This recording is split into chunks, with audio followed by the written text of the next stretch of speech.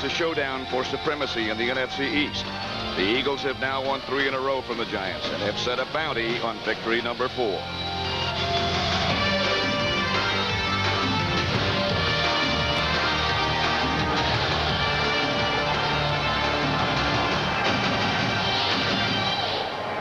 This is a big one. We're live at Giant Stadium, sold out as always. The Philadelphia Eagles against the New York Giants, their second meeting of the year. The Eagles won the first one. And this is a big one. 9-3 Giants against the 8-4 Philadelphia Eagles, with the Redskins at 6-6. That's big, and so is this. The temperature is 27 degrees. Winds gusting up to 35 miles an hour, and if it continues to drop before it's over, it could be 10 below zero before this game is complete. Nevertheless, good afternoon. I'm Pat Summerall here with John Madden. I don't think I've ever seen a regular season game with all the hype.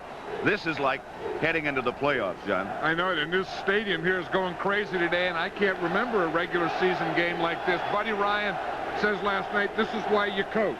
Bill Parcells says, this is the championship right here.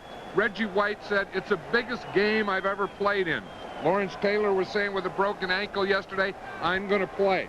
He said, there's only 2 or 3 games like this in your whole career, and you can't miss them. They weren't sure if he was going to start. Just moments ago, they introduced him to this crowd. The whole team went crazy. The stadium went crazy. This is an excited place. Let's talk now strategy and what the teams have to do, John. First, the Eagles. What do you think? Well, I think the Eagles have to do what they've done all year, Pat. They start with defense. They have great defense. They get a lot of turnovers. In fact, they have 46 this year. That leads the league. Buddy Ryan says his team has to make things happen. They want to put a good rush on Phil Simms, and I think today they're going to be aware of Dave Meggett. From the Giants standpoint, you mentioned the injury to Lawrence Taylor. Phil Simms has a bad ankle as well. What do they have to accomplish, you think? Well, I think what they want to do is they want to be able just to run enough that makes the Eagles commit to stop the run. Because as Bill Parcells said, Buddy Ryan will commit to stop the run. Then that opens up things. That could open up a Dave Meggett. That could open up the wide receivers. Maybe Zeke Mowat could have a big day. Again, it's cold. It can get down, as I mentioned before, if the forecast is accurate, down to -10 before the afternoon is over. The Eagles won the toss, but they will kick off.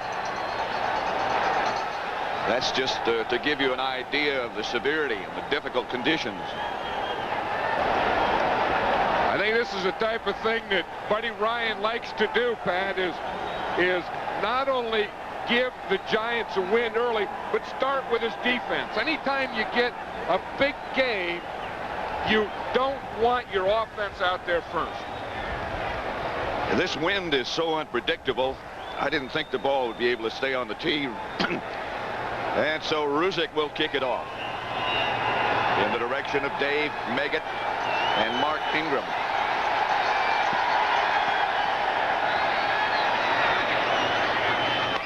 It goes right between them. Ingram back in the end zone, and he stays there wisely. They'll bring it out to the 20. That could have been disaster right off the bat. Phil Simms will operate against the wind on this first series at 35 miles an hour with this front in front of him. Elliott and Riesenberg the tackles. Robertson, Moore the guards, and Bart Oates is the center. Zeke Mowat at tight end. Anderson and Carthon the running backs. Lionel Manuel and Odessa Turner wide, with Ingram and Baker on the field. When they go with 4 wideouts. Now they have 3 tight ends. Anderson left side, and there is nothing there. Clyde Simmons made the initial contact. Here's the defense for the Philadelphia Eagles. White, Pitts, Brown, and Simmons up front. Small, Evans, and Al Harris, the linebackers. And the secondary, ever improving. Jenkins and Allen, the cornerbacks. Hopkins and Andre Waters. 2nd and 10. Meggett is split wide to the right.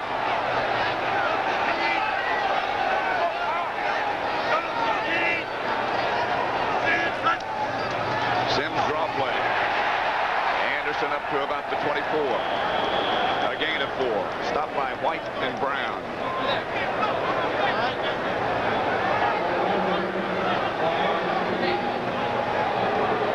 Third and 6 is Lawrence Taylor. Buckles up the chin strap. Bill Parcells said Wednesday flatly that Lawrence Taylor would not play. But that's a different kind of individual. That was before he knew he had a broken ankle. Right. Sims under pressure. The ball's loose. And the Eagles' William Frizzell has it. Laterals. Touchdown, Philadelphia. Andre Waters. Reggie White made the hit that knocked it loose from Sims. That's how the Eagles got here, Pat. We talked about that. The turnovers coming into the game, they had 46. Buddy Ryan says that's what we have to do. We have to make things happen on defense. Watch Reggie White. He lines up in the outside. He's a left end going against Doug Riesenberg. He starts to push, brings that right arm up underneath, goes right by him. He hits Sims right underneath the right arm and knocks the ball out. Ruzek for the extra point.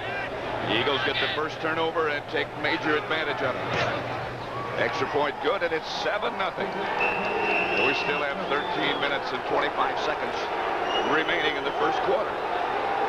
Waters got the touchdown. White got the sack. Frizzell got the recovery.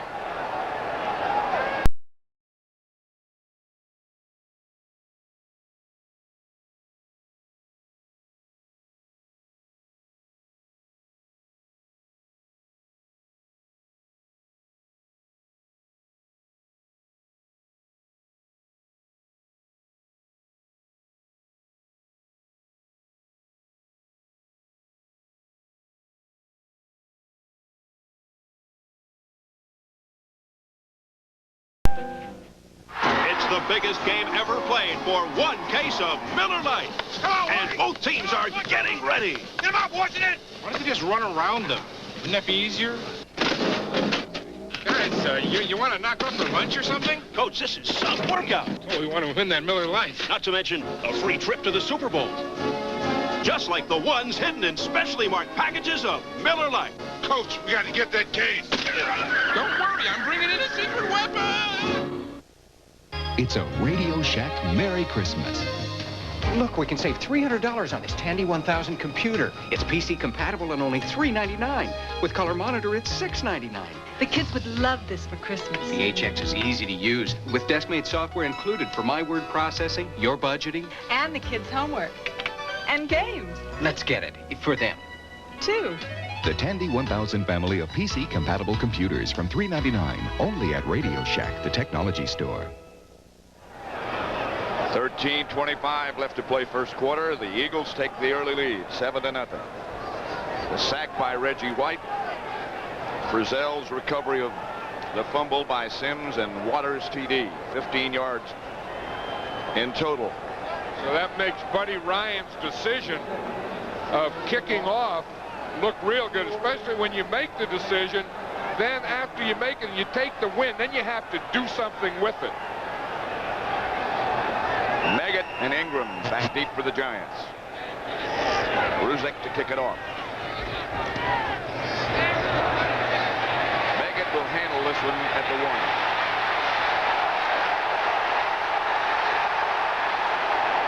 Good return to the 34.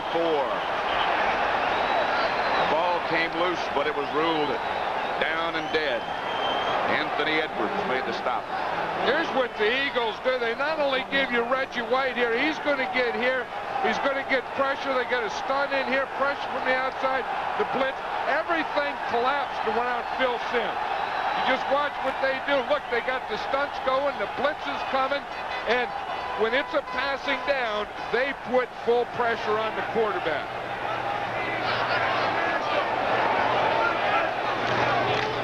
This is Anderson on first down. A 7-yard gain, stopped by Pitts. Turnovers in 89. I think that's probably the most important stat you have, is not only how many times you take it over and how many times you give it away with that differential, and that's what the Eagles, they take it away, they don't give it away, and they lead the league in that stat, and that's why they're here to play in games like this. Second down and 3. Giants just inside their own 40. This is Anderson with room. Anderson to the Eagle 45. 16-yard pickup, stopped by Hopkins.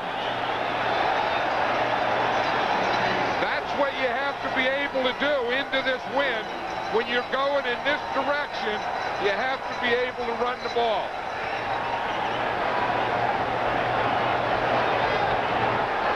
But here the Giants have the extra tight end, 2 tight ends to that side. They pull a guard, so they end up getting all their power to the right side. Anderson in behind it. 1st and 10. Quick count by Sims. O.J. gets another carry. Not much this time. Mike Pitts hit him first, a 3-yard gain. Yeah, I don't know if Eric Moore was injured, but Brian Williams, the rookie, is playing right guard now for the Giants. He must be, as he started.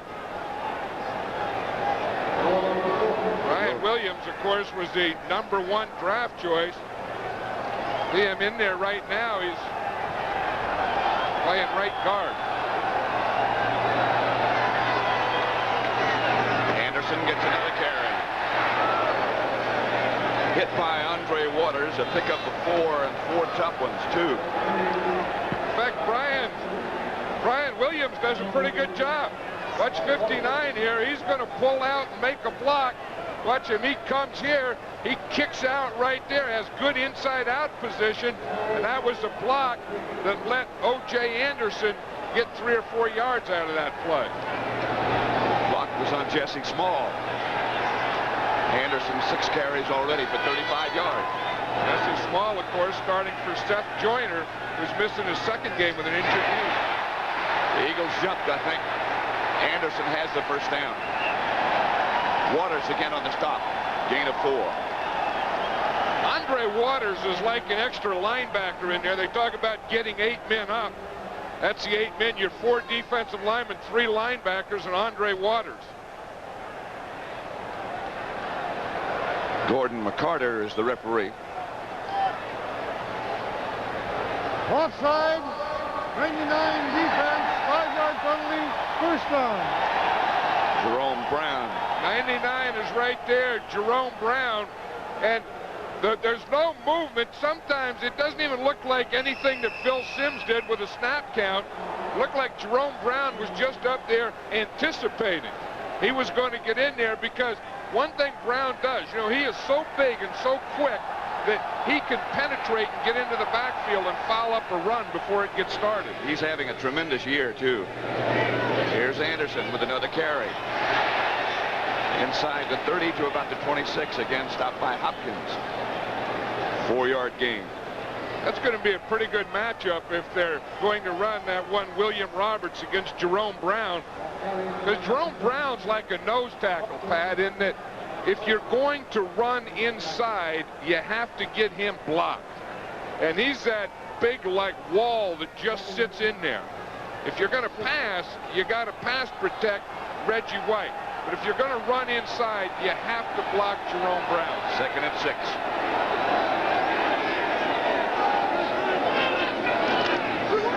Anderson hit behind the line of scrimmage by Mike Pitts. He did well to hang on. Flag on the play. That's the thing that the Eagles do against that run. They're always going to try and get tackle penetration. Yeah, we talked about Brown. That time it's right there. It's Pitts. You see the guard pulls, the tackle comes down, but Pitts beats that tackle. Riesenberg tried to come down on Pitts, but when that guard pulled, boom, Mike Pitts just hit that hole. The flag just fell out of the pocket of one of the officials. No penalty. Sims back to throw it.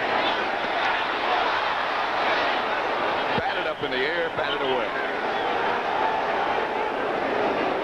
Now this is a situation, Pat, going into the win that the Giants are probably either going to go for it on 4th down or have to punt. See what happens here. He steps into it. There comes the blitzer, William Frizzell. Sims didn't have a chance, but this is an interesting down now. On the 30, I guess they're going to try a field goal. Hostetler's on the holder, and this is Bjorn Nitmo. I'll tell you, I would bet there's no way he can make this field goal. I saw him try and do it 20 yards closer in the pregame warm-up. They couldn't do it. 48 yards out. Maybe they'll go for a fake. Hostetler, not quite sure of what Bill Parcells wants. He wanted something other than the kick. I still don't believe that he was going to go to kick the field goal in that position. Well, they take a timeout in any case. The Eagles lead 7-0 with 8:45 left to play in the first quarter. 7, the Giants nothing. And they still haven't run an offensive play yet. 8:45 left first quarter.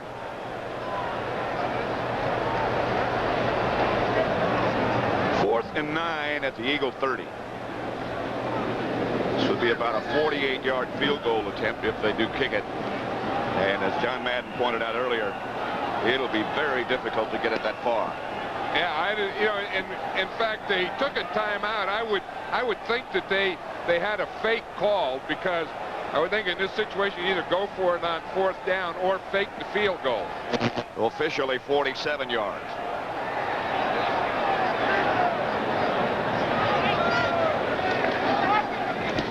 Nope. Partially deflected, and I wasn't going to get there anyway. That's like spitting in the wind. You do that, you're going to be wet a lot. Number 56, Lawrence Taylor, playing with a broken ankle.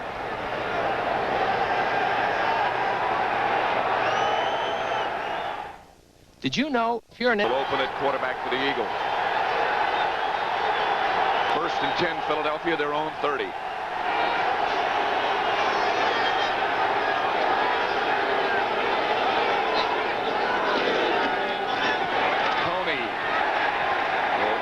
Side for a couple of yards.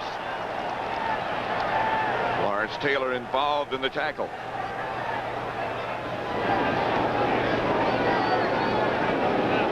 That's the offensive line for the Eagles. Reed, Shad, Alexander, Solt, Ron Heller, the tackles.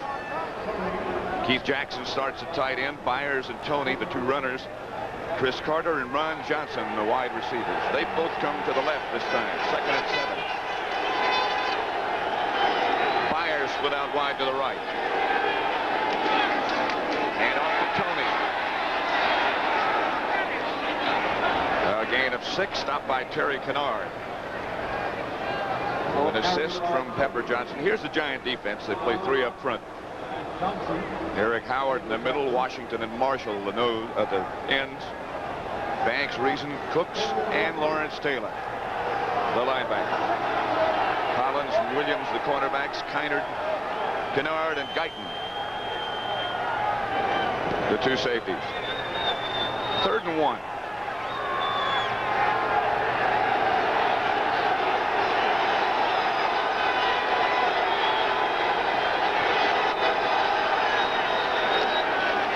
This is Byers, and he won't get it.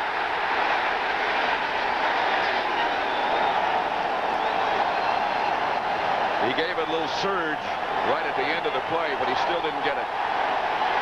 Well, a couple things interesting. The Eagles decided to take the win. They're only going to have it in the first quarter. I think if you have it, you have to use it. They used it very well on defense. I don't think they used it well on offense. I think that's the time you have to come out and start throwing, because you're only going to have the win in 2 periods or half of this game. Max Runiger back to punt. Dave Meggett back deep for the Giants. 35-mile-an-hour wind swirling.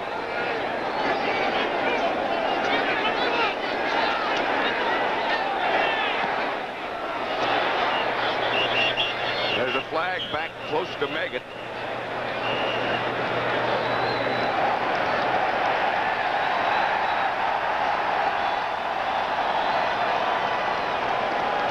I think that was too much time against the Eagles, Pat. They didn't get the ball snapped before the time clock ran out.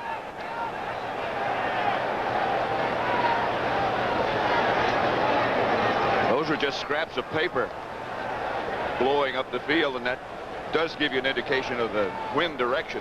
It doesn't look like it if you look at the top of the stadium, but down on the field it goes in just the opposite direction. Delay of game, offense, repeat 4th down. You know, as Phil Simms told us yesterday, you don't pay any attention to the flags, those little flags on the goalpost, the flags on the top of the stadium. He said the wind always goes in one direction, and that's with the Eagles right now.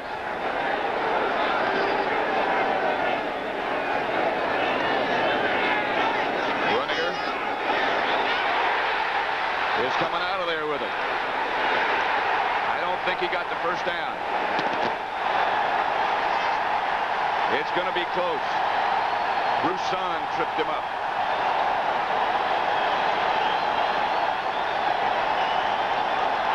I can't believe that was an organized run here, because they did it after they took the 5-yard penalty. I don't think it is. I think he started to punt. He saw that rush, that pressure come from his left side, and he also saw the hole there and decided to take it, and he was just a couple inches short. And so the Giants take it over, 1st and 10 at the Eagle 39-yard line. I'm sure that wasn't I'm sure. I agree with you. 6:06 left in the first quarter, and the Eagles leading 7-0. Anderson stopped by Pitts. No gain. There's Max Runninger. You know, the wind affects kickers more than anyone. I would say the next area would be quarterbacks and wide receivers. But I don't know. He just saw that little pressure from the left. He probably also saw that big hole. He had to get to the 40. Like I said, he was just a couple inches short. 2nd and 10.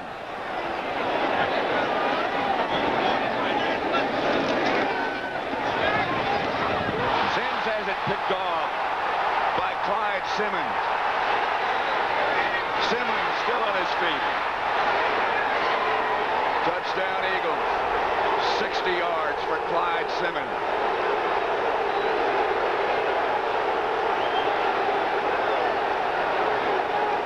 You know, Phil Simms is playing or throwing with gloves on today.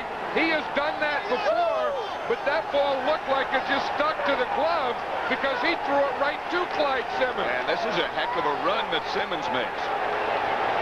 Watch the ball. Again, it looks like it could stick to the gloves. You see him pump, and then he just brings it down. He just throws it right to Clyde Simmons.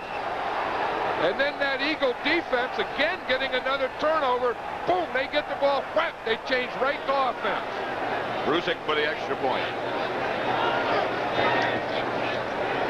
Which is perfect. And it is 14-0 with 5:15 left to play in the first quarter. This win. He's tried to pass it 3 times. He's had 1 fumble on a sack. The Eagles got a touchdown. He had 1 interception. They got a touchdown. And he had 1 batted down at the line of scrimmage. That'll give you a pretty good idea of the severity of the conditions. You know, I don't know. I still think that that one was more a result of the gloves than it was a result of the wind. Because he had a receiver behind Clyde Simmons. Yeah, he did. But he threw it right at Clyde Simmons. It's going to be Megan. Out almost to the 30-yard line. You know, here's the play, and you're going to see Simmons come from here, and you're going to see him just get blocked here, and he'll get the pass. But if we could just start it out, we'll see what happens. You see, if we can stop it right now, you see here who he's trying to throw to. This is where he's trying to throw the ball, and it gets stopped right there. See, he just didn't get it up over. He didn't get it out there. He had a receiver there, but I think, again, the ball just stuck in the glove. Pretty nice run by the defensive lineman. Zeke Moat Came back. That was the last Giant involved. We can watch this real slow now, Sims's throw, and see if it doesn't. I think, you know how sometimes you go and throw and something gets caught and then it just comes down lower than you wanted it to? I think that's what happened. Myron Evans on the stop. That's Eric Moore, who's got the flu. We were talking about him earlier and why he wasn't playing. Suffering from cramps, throwing up, and going for the locker room right now. And that's why the Giants' #1 draft choice last year, Brian Williams, big guy, 6'5", over 300 pounds, University of Minnesota. He's playing right guard. Here's Sims. Has to come out of the pocket and is tackled by Simmons. I'll tell you, this Eagle defensive line is so big and strong and powerful that they don't have that quick rush the way a Minnesota Viking team does, but they just have that power rush. They just kind of take all your guys and just put them in the backfield. Just watch this shot here. Watch how all the blue jerseys are going back into white jerseys, and it's just like an avalanche collapsing on the quarterback. They just bring the whole, boom, the whole wall comes down on They them. just get that big push. 3rd and 7. Ball at the Giant 33. Here comes the blitz. Complete. Lionel Manuel. Caught from behind by William Frizzell. And he saved the touchdown.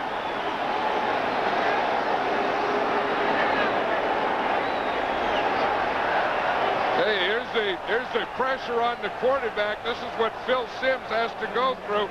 He has to throw through that, and he does. He makes an excellent throw out there to Lionel Manuel. He was on Isel Jenkins. Jenkins misses the tackle there, and of course, in making the moves, Frizzell catches him from behind. A gain of 24 yards.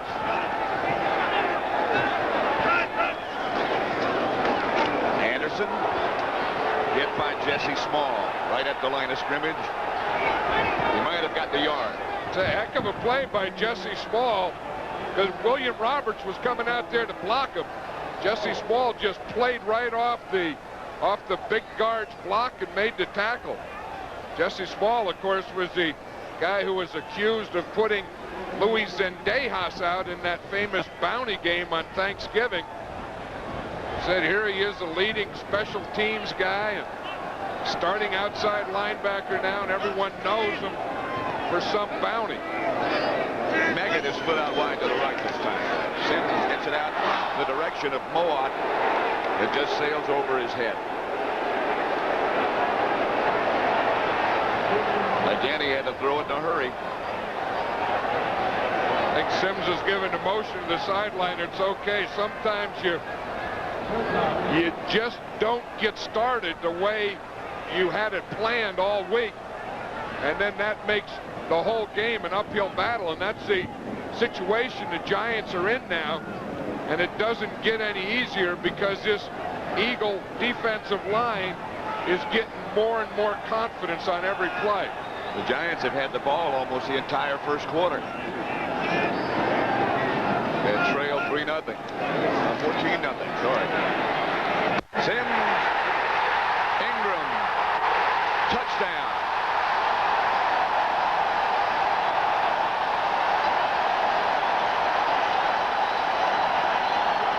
From 41 yards away.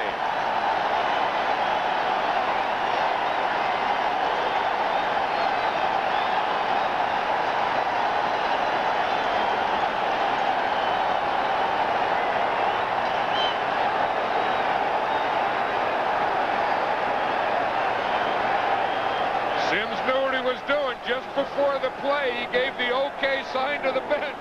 He said, okay, we can still get him here.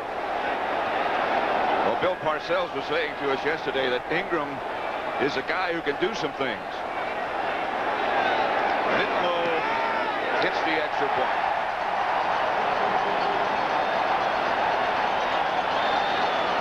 (14-7) now with 2:08 left in the first quarter. You can see 82 is Mark Ingram there. He's in the slot. He's going straight up the middle to the post. Bill Sims makes a nice throw. Andre Waters comes across, misses the tackle. See, this is what it is here. You see, here he is. He's just going to come straight up here and make a post move in here. They got the Eagle defense spread out. You see, they start a inside coverage. Ingram just runs right by the inside coverage. Waters finally gets over and misses at the 5. Bill Sims read that coverage perfectly. They looked like they were going to double. The double ran by Ingram to the outside guy. That left the single coverage on Ingram. So Sims gets the Giants back after what was a disastrous start.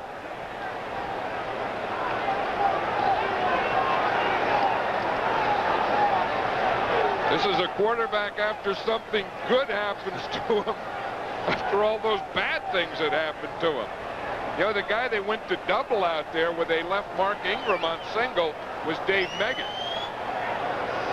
He can cause some things to happen. Well, and he did in the first game. Remember that? And yeah. The Eagles even admitted that they didn't know much about Meggett. He kind of surprised them, but he won't today. Mark Higgs is the man in the middle for the Eagles. Bjorn Nitmo's kick. There's a line drive. And Higgs finally manages to pick up. And a flag on the play. A 15-yard return. See Jesse Small on there starting as outside linebacker. Also big on the special teams. Had an opportunity to come off the teams and said, no. He said, I want to play defense and on all the special teams. Buddy Ryan all bundled up.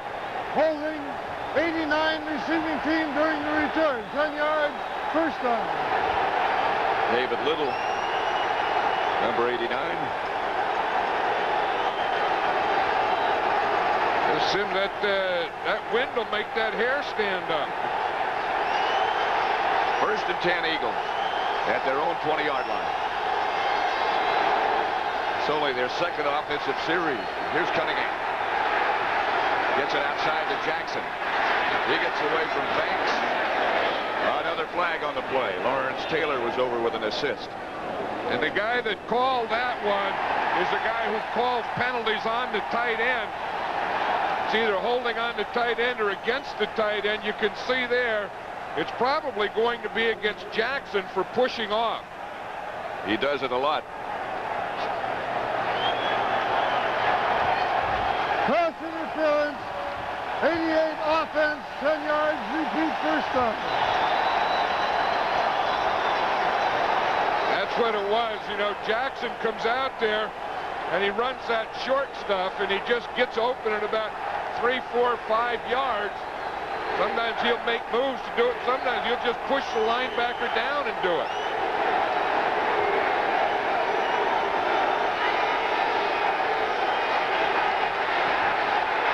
Cunningham behind Byers.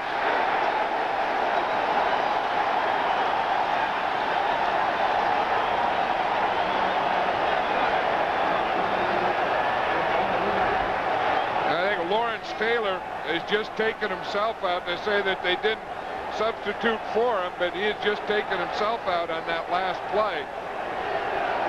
Again, Lawrence Taylor did start. He does have a broken right ankle. And I think, like he said yesterday, it's can he play and how long can he play and how well can he play. Second and 20. Here's Cunningham. Chased by Washington. He gets it to Jackson. Greg Cox made the stop. That's the thing that Cunningham gives a football team. That's the thing that you really can't defend. The Giants wanted to flush Cunningham to the left side, away from Jackson. But you really can't control that because you don't know how he's going to react. You see, he reacts. John Washington has containment. He just can't catch him. But the thing they worry about, if he runs to the side that he has Jackson, then that gives them double jeopardy. He's going to put it up again. For Ron Johnson. Underthrown but complete. Terry Kennard was back there with him, a pickup of 32 yards. This is the type of thing in this kind of game. Sometimes you can just throw those things up. Look at that ball. It looks like a knuckleball. And again, the receiver just sees it. He comes back. There were really two guys there. Ron Johnson makes the better adjustment on it. I would think this is a smart thing. The Eagles are taking timeout now. There's only 17 seconds left in this quarter. So they want another play or two with the win. And I'll guarantee you this is 100% different going this way than it is the other way. It's almost impossible to throw the other way, although Sims threw a couple of strikes to get the Giants touchdown. Cunningham 2 out of 3.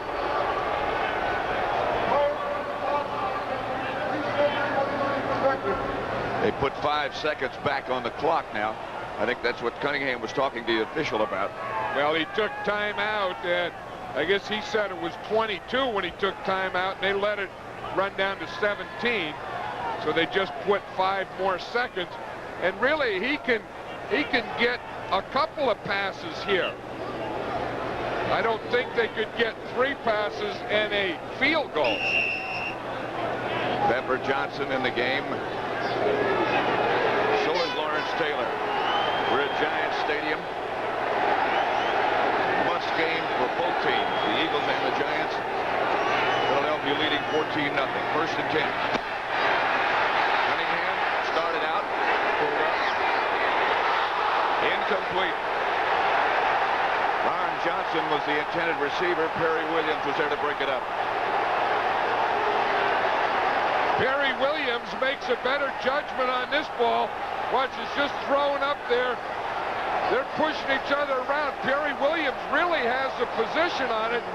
And then the ball was short. He just dropped it out as Ron Johnson took a swipe at it. They'll bring up 2nd and 10 with 15 seconds still remaining. Chris Carter wide right. Johnson and Byers split left. To Jackson. And a flag on the play. And that's that same area. The guy calls it on the tight end. Again, it's probably another pushing off against Jackson. Hey, someone must have alerted the officials that Keith Jackson pushes off. Delay of game. Offense, 5 yards. Repeat 2nd down. Please reset the clock to 15 seconds. Well, that one wasn't pushing off, and it wasn't on Keith Jackson. They didn't get the ball snapped. Usually when you see the flag come from that area, it's against the tight end.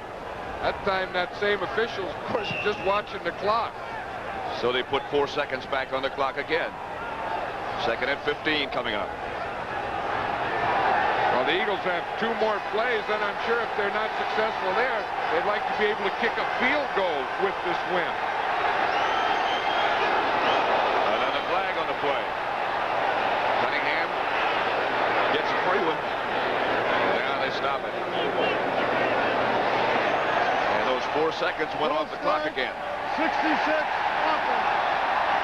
5 yards, still 2nd down. They had 22 seconds of wind, and they were trying to keep that wind, and they keep getting penalized.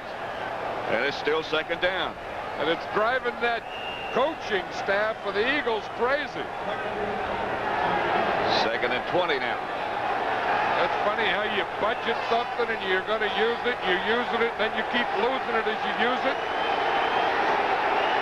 Going nowhere fast.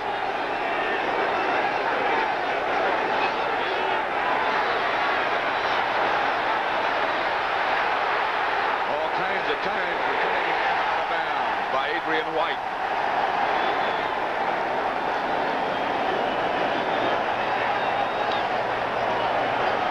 Adrian White is the guy who is mirroring Cunningham.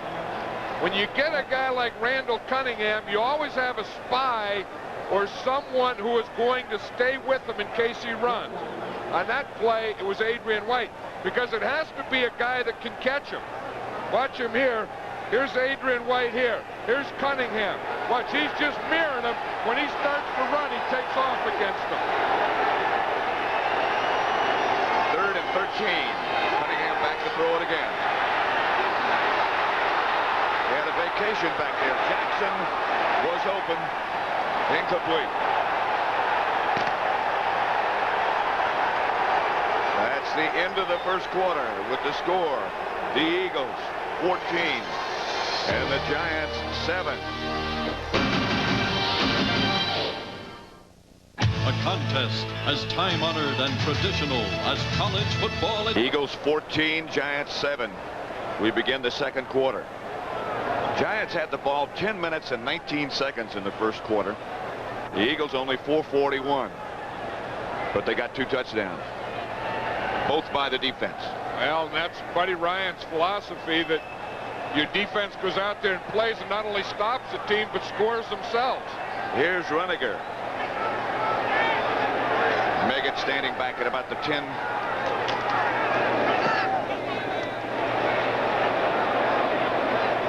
Takes an Eagle bounce. And Terry Hogue downs it at about the 5. A 25-yard punt by Rueniger. Here's the way it happened. Sims was sacked by Reggie White. Andre Waters took a lateral from Frizzell to get the first Eagle touchdown, and then an interception by Clyde Simmons, and he took it back 60 yards. And then it was Sims' 41-yard touchdown pass to Mark Ingram. 1st and 10, Giants at their own 7-yard line.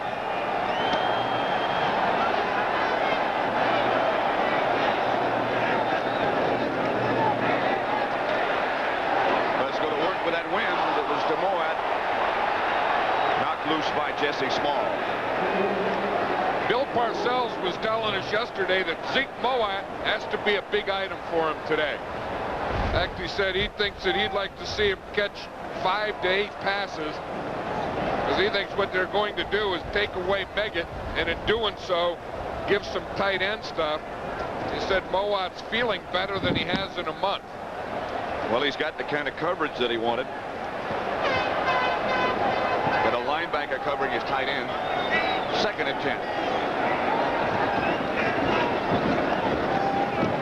Anderson draw play. Picked up a couple, stopped by Reggie White. I think Reggie White said that a couple games ago they played in Denver and it was real cold, and the guys decided they weren't going to wear shirts underneath. He said they were going to give him what he calls, his 19-inch arms. He calls them the 19-gun salute. And he said, that's a bunch of baloney. He said, today it's so cold, I'm going to wear a shirt under there. He said, the 19-gun salute's going to be at ease. 3rd and 7 they need.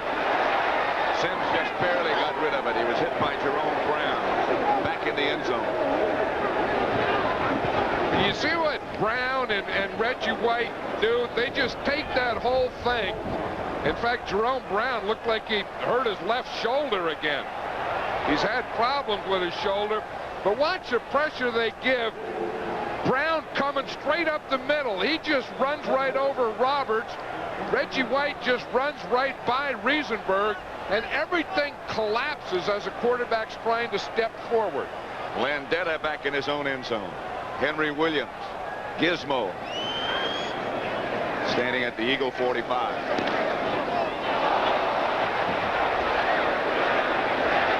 Takes a great giant hop.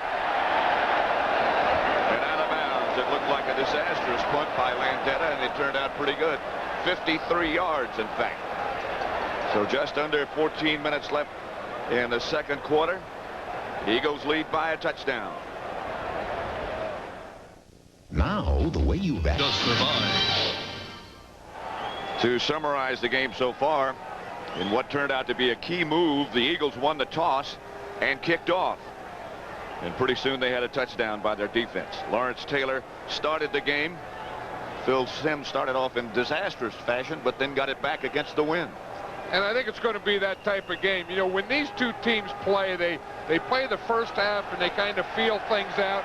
Then the third quarter, and I just have the feeling this is going to be one of those games like every time the Eagles or Giants play, it's going to come down to the end of the fourth quarter. That's Byers. Stays on his feet and picked up 6 yards. Myron Guyton made the stop with John Washington. One thing the Eagles feel, if they're going to run, they're going to run to their right. They feel with Ron Heller, he's their best blocker now and their healthiest guy against John Washington, that gives them their advantage on that side. Heller's got a broken thumb, though, on his left hand. He's got a huge cast on top of that. In fact, he has to have surgery on it after the game. They're going to put some pins in it. That was Tony. Eric Howard was the first Giant there, a loss of 1. One thing, I've always said this, if you're going to run, you have to get the nose tackle block. And that's all a nose tackle does, is hang in there and take on that run in the middle. Now that's Ken Reeves, who's injured now. He was taking the place of Matt Darwin, who was a normal starting left tackle. So the Eagles could be in trouble here. There's Darwin there. Darwin was injured on Thanksgiving Day. In fact, it was his left knee. You can see the brace on there. What they'll have to do is move their center, their regular center, Dave Alexander, out to left tackle and put Dave Remington in, unless Darwin can go, and it looks like he might be able to do it. I think he's going to try and do it. He came out there. He checked Ken Reeves himself, brought his helmet with him, put his chin strap on, so he's in the huddle and going to try it.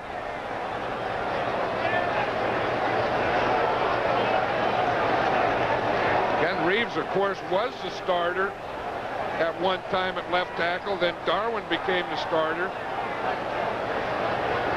Buddy Ryan felt Darwin was just getting the feel. He held out and missed all training camp. Looks like he's already got a brace on both knees. Most of the offensive linemen do in some fashion. I think that's smart. I think that whether you have an injury or not, I think as a preventive thing, especially for offensive linemen, they should all wear knee braces. 3rd and 6. Both Darwin and Reeves went to Texas A&M at the same time. Now they're roommates on the road. Yeah, we're talking about Ron Heller, the other tackle, playing with the cast on the left thumb. They didn't have time to do the surgery so he could play this week, so they're going to put pins in it tomorrow. On 3rd down now. Outside Jackson, and he'll have the first down. Myron Guyton chased him out. He does get open. Bill Parcells was saying that those are the 3 guys you got to defend. I mean, those are the 3 guys that do things in addition to Cunningham. He said 1 is Jackson, 2 is Byers, and then 3 is Chris Carter, who's been coming up with some big plays now. 1st and 10.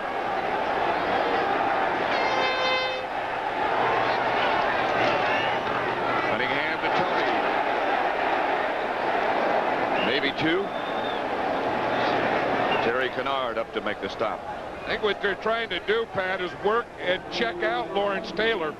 Their plan was, again, to stay away from Taylor, go to the right side. But when you know a guy has a broken ankle, you might as well just run over here and check out and see what you got.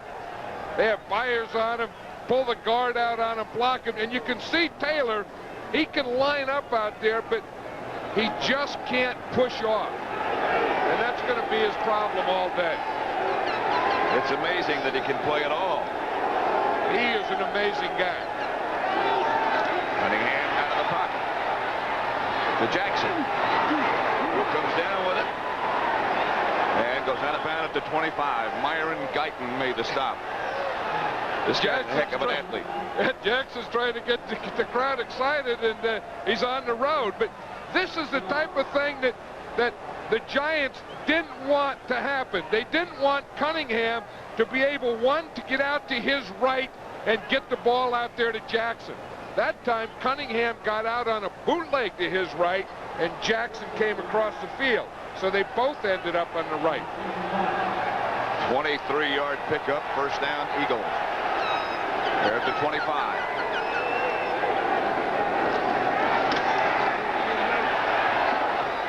Picked off by Pepper Johnson.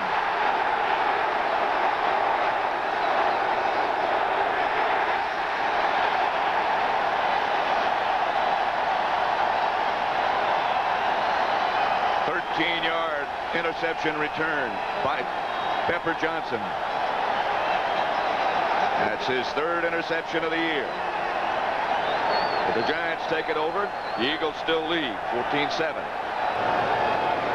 You know, as we look at that last play, it was tough to see who Randall Cunningham was throwing to. We watch him. He rolls out here. Now, if you look here, he has Giles here, and he has Johnson here. Now, he threw it kind of right between them to Pepper Johnson. You see, Johnson was going deep on a corner. Giles was short, and Pepper Johnson came off covering Giles and picked it off. So it's 1st and 10 Giants. Manuel goes in motion.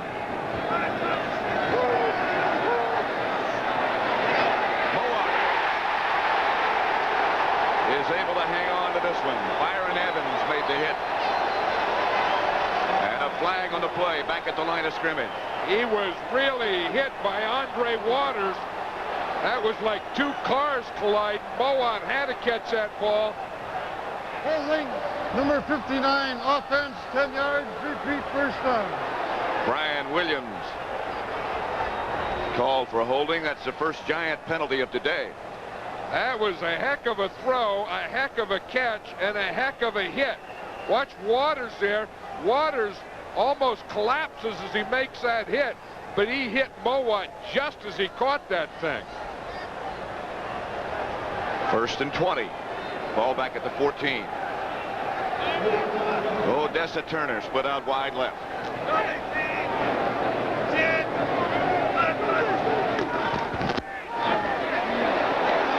Deflected again. Howard Cross was the intended receiver, a rookie tight end.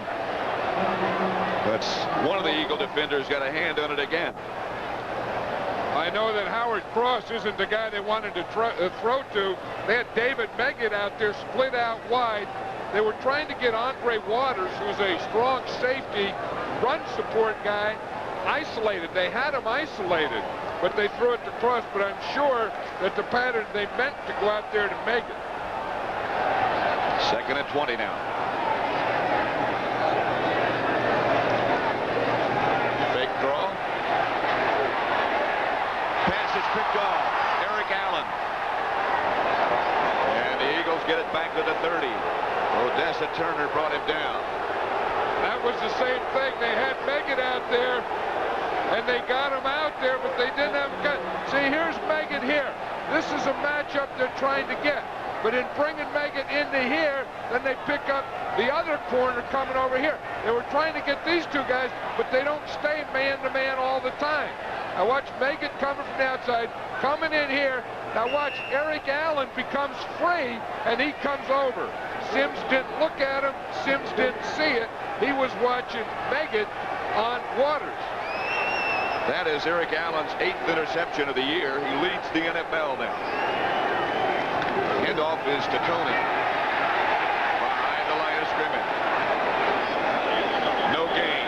Pepper Johnson, John Washington. You know, an interesting thing, the Philadelphia Eagles players voted the offensive, defensive, and special teams MVP this year. Who would you think the players would vote as the offensive MVP? I would guess Cunningham or Jackson. Yeah, that's what I would think. Or maybe a Keith Byers who has 50 catches. Anyway, it's the old right tackle, Ron Heller. Number 73 was chosen as the Eagles MVP. That's a heck of an honor. Really? That's Byers. Byers gets down to the 20. Stopped by Kennard.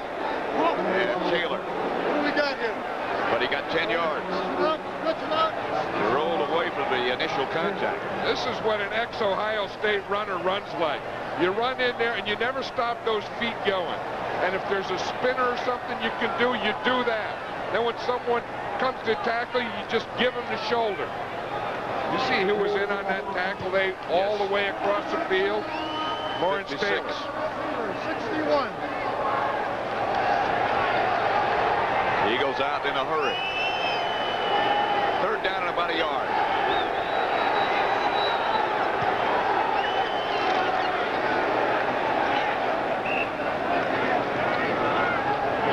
Two yards should be enough, and it is. At the conclusion of today's game, we will select players of the game from each team who will be candidates for the National Miller Lite Player of the Week honors. And Cunningham gets up limping.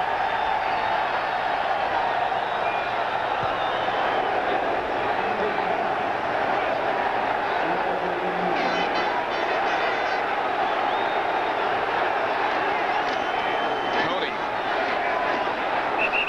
to about the 15, again stopped by Washington, a gain of 3. Cunningham is still limping out there, because I was going to say this is an area where the Eagles are having trouble, where they come back and have trouble getting in from the 20-yard line. Let's watch that last play. See, it's a quarterback sneak. Cunningham hates to run quarterback sneak. You can see why. Yeah, I mean, guys just pile on you. But this is an area where he's very successful running from, and I don't know if he can. Second and 8. Fires. Stopped by Leonard Marshall. The hole closed quickly. He only got 2 yards. That's what Cunningham likes to do down here. Instead of coming in tight, he likes to spread the defense out. Like go 4 wide receivers, or in their case, you split Byers and Jackson, make it that 4 wide receiver look, make them cover man coverage, and then either throw it or be able to run for a long way. 3rd and 6.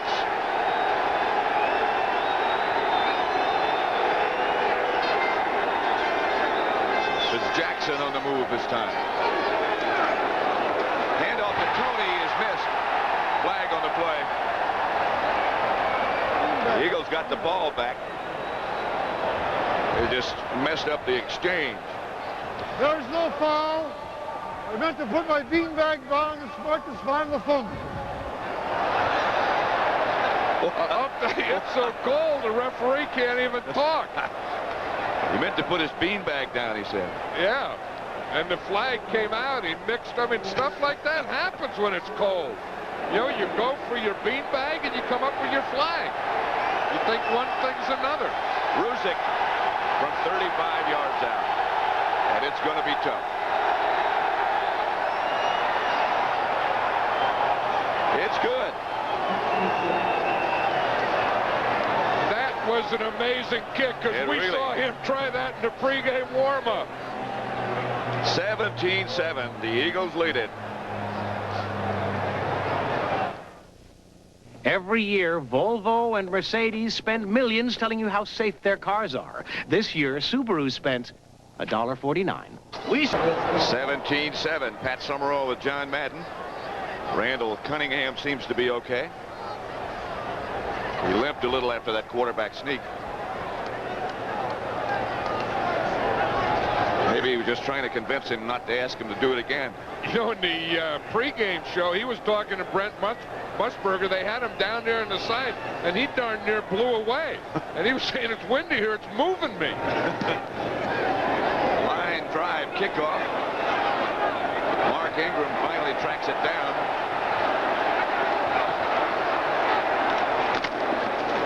And the Eagles track him down.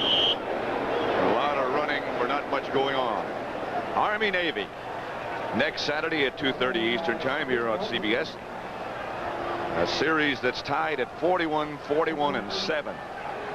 They all began way back in 1890. This will be their 90th meeting. That's next Saturday here on CBS.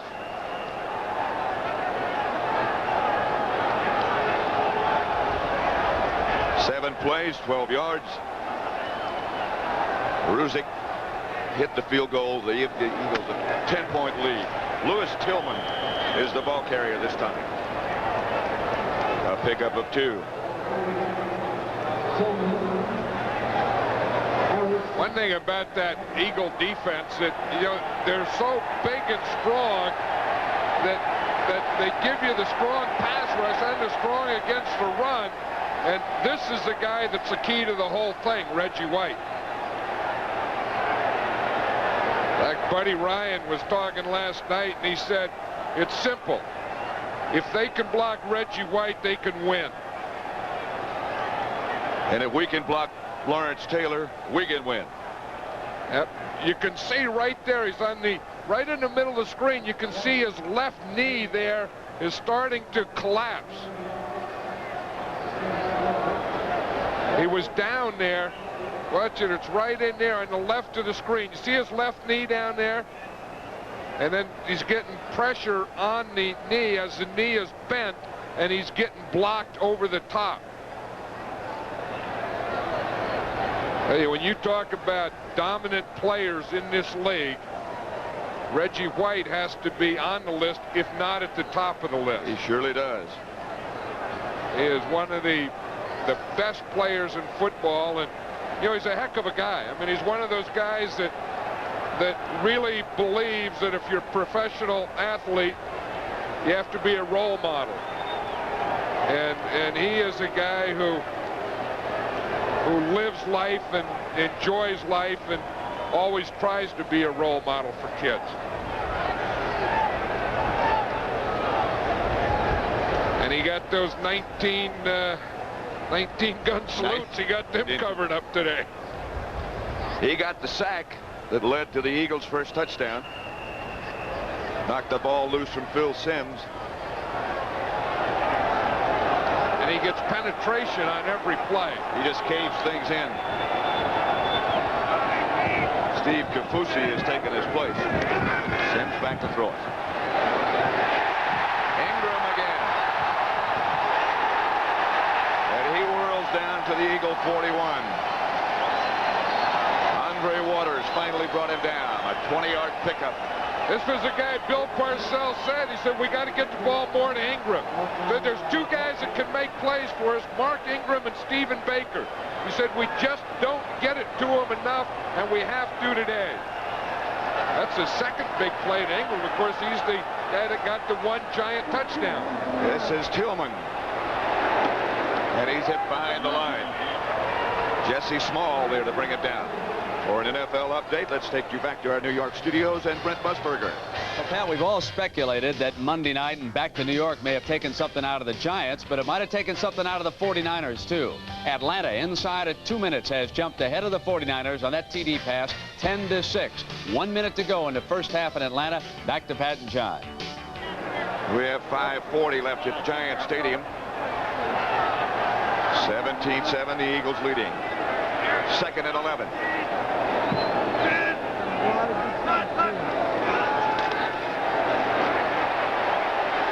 For Odessa Turner. Batted away by Eric Allen at the last second. Another guy who keeps getting better and better. Well, number 21 is Eric Allen, and you know, Buddy Ryan has this saying when he talks about a guy, if a guy's a good player, he'll use the word Pro Bowl. And he uses that with Eric Allen. In fact, he said last night, he says he's having a Pro Bowl year. He says all his players are good. You know, I mean, they're all great. They're doing good. This guy's doing fine. But when he said the guy's a Pro Bowl player, he's a step above good in Buddy's eyes. 3rd and 11. Incomplete. Intended for Lionel Manuel. Zell Jenkins had that good coverage that time.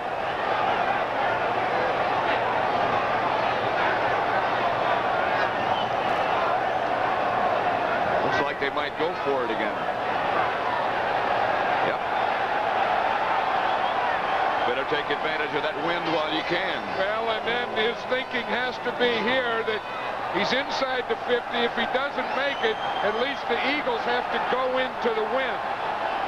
I don't know if I would make that drastic a decision this early in the game. The Giants only had 10 guys on the field. That makes it a little tougher. They were in a 4-wide receiver formation, and they only had 3. Lionel Manuel wasn't on the field. And Sims had to go over to the sideline and make sure he got somebody else in there. Well, it's tough when you look out there and you're going to pass and you're in the shotgun and you see that you don't have a receiver out there. One thing Bill Parcells has done a lot this year, as we just saw, is go for it on 4th down, and he's had a lot of success. John Reggie White's back in the game on the Philadelphia defense. They put a brace on, and he only missed a couple of plays. You know, I think when you get a guy like Reggie White, he tells you that this is the biggest game he's ever played in his life. He isn't going to stay on the sidelines a long time. Sims is 3 out of 12. The 1 touchdown pass to Ingram. 5:18 left to play. The Giants down to 1 timeout remaining in the first half. Now they got the 4 wide receivers where they want them. Sims to Meggett. That wouldn't have been close to a first down anyway. You know, Meggett dropped that pass. Meggett had a big game against the Eagles the last time they played. He has yet to get his hands on the ball in the first half. Only on kickoff returns, not on a regular offensive setup. And that's what the Eagles are telling him. You know, they said that you sneaked up on us the first time. And I think part of it has been that they haven't gotten the ball to Meggett. It's a windy day and all those things. And the other thing is good Eagle defense.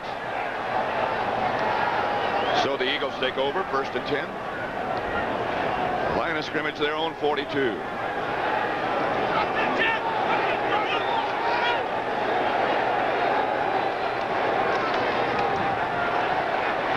Cunningham to Byers, right up the middle. Stopped by Pepper Johnson, a pickup of 5. They're still working on Reggie White's knee over there. He's the guy that this defense is built around. Buddy Ryan's always believed that you start your defense with a defensive line, then linebackers, and if you have that group, anyone can play in the secondary. 2nd and 5.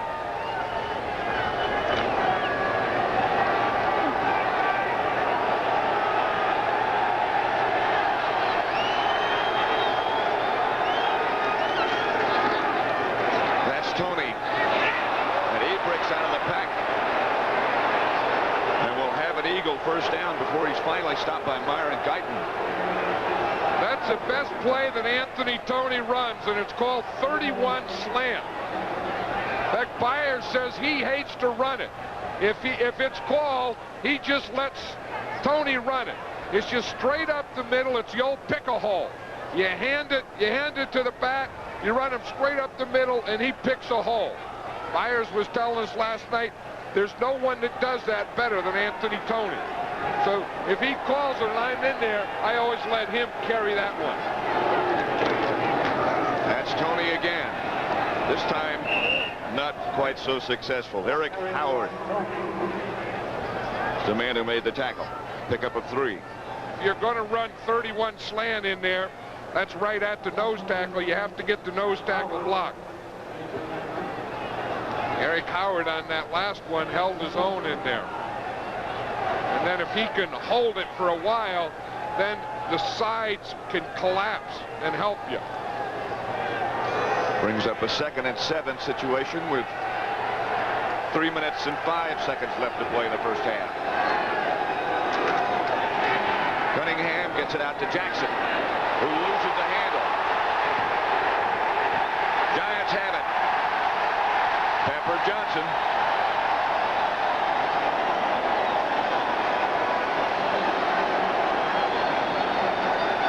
Gary Reasons was coming across the field, Pat. I'm coming across here. He knocks the ball out. Watch it right there. Reasons just slaps it out in Jackson's hands, and then Pepper Johnson comes up with it.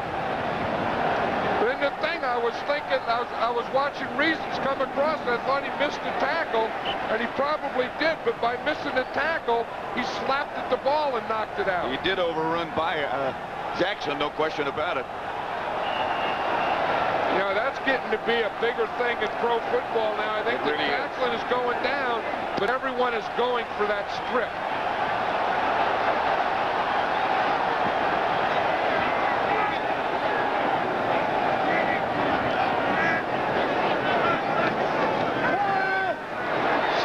Chase, and he gets the ball to Tillman. Byron Evans finally knocked him out of bounds. Sims under heavy pressure again from Clyde Simmons. And that was one that he had to get rid of. As you said, he was getting the pressure, and the only thing that he had was Tillman, Lewis Tillman, the rookie from Jackson State, who's been playing more and more as the season progresses for the Giants, but that was the only thing he had on that loop pattern. It was the only thing he had time for. 2nd and 1.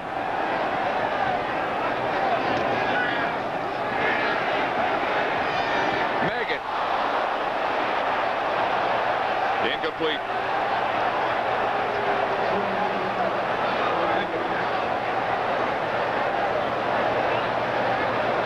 Watch what Reggie White does, Pat, right here to a guy, even when it's not a big pass rush, how he just takes Riesenberg and just brings him right into the backfield. But even when it's not a big move, watch him how he just takes him and just starts him running backwards. And as Sims is throwing, you not only got Reggie White there, but you got your own guy getting in your way. 3rd and short. Tillman. Maybe with that last lunge, he got the first down. Reggie White and Clyde Simmons converged. He did get the first down.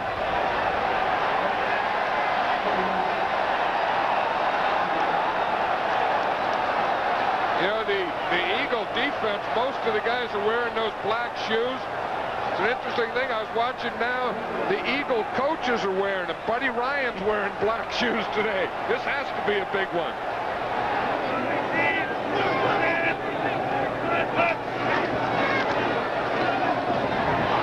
Intended for Mowat, slightly behind him.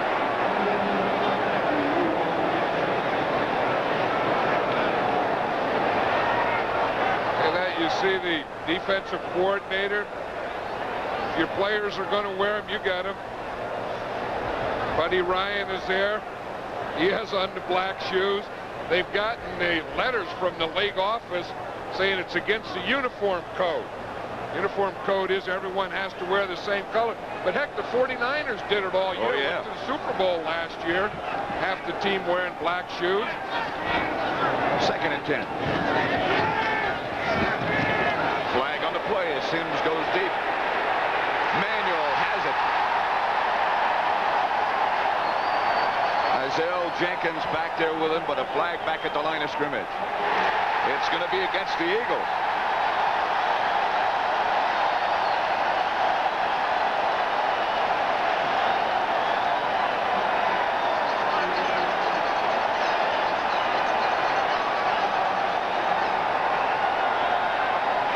A heck of a throw. Personal foul, unnecessary roughness, illegal head slap, 99 defense. Half the distance from the dead ball spot, 1st and goal. That's right there. That's going to be a illegal head slap to the head. You see it right there by Jerome Brown. He takes his right hand and slaps Bart Oates in the head. And we get the 2-minute warning. Eagles lead by 10. Here's Lionel Manuel here. Here's Isaiah Jenkins. And watch what happens here. It's going to be a double coverage thing. You see on top, here's Jay. He lets him go. Now here's the safety Frizzell. He takes a bite on Mowat here, and that lets Manuel get behind Jenkins. See Frizzell here? Now right now, he looks in there. Then by the time he turns back, it's too late. And it brings up 1st and goal from the 6-yard line. Heck of a throw by Sims. That's Meggett. The ball's loose and the Eagles come up with it. Byron Evans makes the recovery. Pitts made the hit.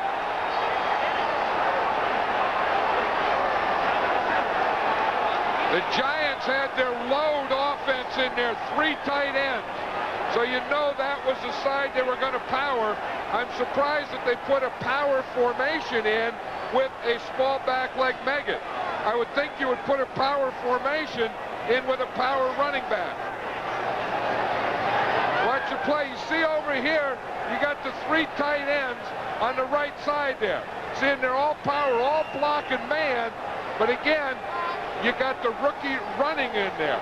You know, and I think that's the place that you need an Otis Anderson. That's the 4th turnover by the Giants. They only have 1 timeout left now. The Eagles have all of theirs. Beg your pardon, the Eagles only have 2 left. A minute 42 in the first half. Yeah, but the Eagles are doing the thing that got them here. I mean, they have this lead of 17-7 because of the turnover. You say the Giants are giving turnovers. Buddy Ryan's saying, we make turnovers. Most of the time, if Buddy Ryan's involved in the coaching, you get some turnovers. Among other things. It'll be 1st and 5. Joe! Maintenance!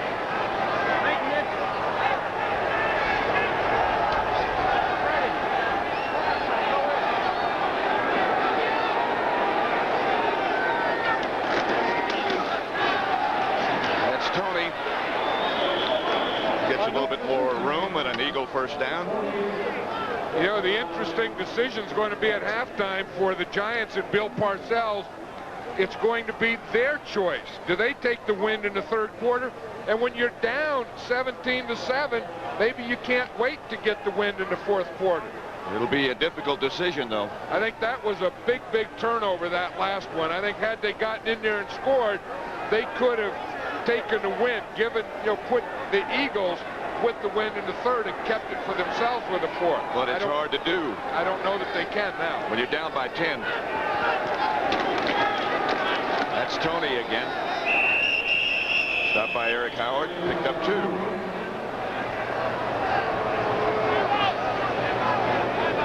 I think if I were the Giants, I would be using my timeouts, and try and get the ball here, and try and make them punt into the wind, not let them just run the clock out here. Well, they've only got 1 timeout left. Well, maybe they're going to wait until after the next down. We're coming up at the half, the NFL Today with Brent Nerve and all the scores and highlights from around the league. 2nd and 8.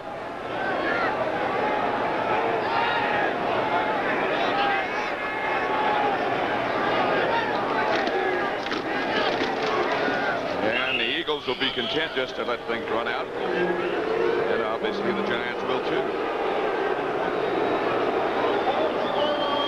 No, now they take a timeout. No, the Giants can. Yeah, the Giants can take a timeout now. So with 7 seconds to go, they do that. They lead by 10. Seconds left. 17-7. The Eagles over the Giants, who are out of timeouts now. Hey, that time that the Giants went on 4th down and only had 10 guys on the field and had to burn a timeout there, that really hurt them in this situation. The other time, earlier, right, it was 4th down and they had to call a timeout.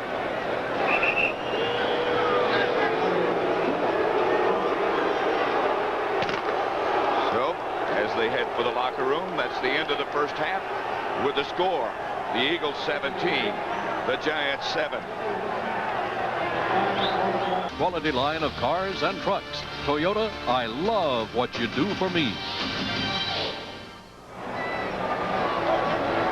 Across the Hudson River, we're at Giant Stadium. And it feels like we're at Hudson Bay. You know, we were talking before the game, John. You get up here and you get sort of removed from the field. And it looks so innocent. It looks like it's a nice day. Yeah, you see the pictures of the players down there, and it's clear. And although you can tell from the fans, talk about the players that have to be tough. You know, getting out there and hitting and cracking and running and jumping and stuff. But the fans have to be pretty tough, too, to sit out. At least the players, they're on those heat warmers. These people here, they just have to sit there. They don't have anything to warm them. And the players can get up and run around, as they did. This is some of the highlights of the first half. Reggie White with a sack on Phil Simms. And the Eagles take advantage of that. That was the way that they started. Phil Simms had really a tough start early here. Again, he had that fumble. Then he throws this one right to Clyde Simmons, who makes a heck of a run. He was thinking a lateral net, but he ran it in. I think that one, I still think that it's tough for a quarterback to play with gloves on. Here's the Giants scoring play. And Simms proves me wrong. I say that I've always liked, as a quarterback, I like them to have skin on leather, not leather on leather or rubber on leather. I think you always wear gloves to grip something. And when you throw a ball, I don't know that you want to grip it. Cunningham's got some of those hand warmers inside those pockets. I think he has a lot of stuff there. He got the warmer and then warmers inside the warmers. They're the 4 Giant turnovers and the results. Eagle touchdown, Eagle field goal, and then they fumbled inside the 5 just at the end of the half. Yeah, that was a fumble that would have been, or could have been, 7 for the Giants. The other side, interception by Pepper Johnson of the Giants, and a fumble recovery by Pepper Johnson. And then the Giants came right back and threw an interception and fumbled, so they didn't get any good out of it. And that's really the story of the first half, is the pressure the Eagles have put on the Giants and the coming up with the turnovers. And then after they come up with the turnovers, making them into scoring opportunities or scoring on the turnover. Again, in the event you might be just joining us, they're talking about the possibility, if the temperature keeps on like it is, with the wind chill factor being -10 by the time the game is over. Well, it's interesting here, Pat, that the Giants are taking the wind. So, and I think that was probably based on the fact that they're down by 10 points. So if the Giants are going to win this game, they're going to have to get it right here in the third quarter. They're making the Eagles kick off into the wind. They got to get the ball. The fourth quarter is going to be tough. And if they're going to make their move, they got to get started on it right here on this kickoff return. Meggett and Ingram back to return the kick. Standing all the way up at the 20-yard line. Ruzek.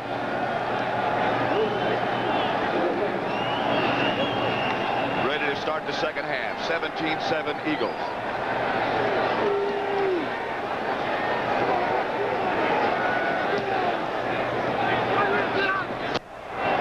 Meggett at about the 18. Outside the 40 to about the 43. David Little made the stop, but a 25-yard return by Meggett.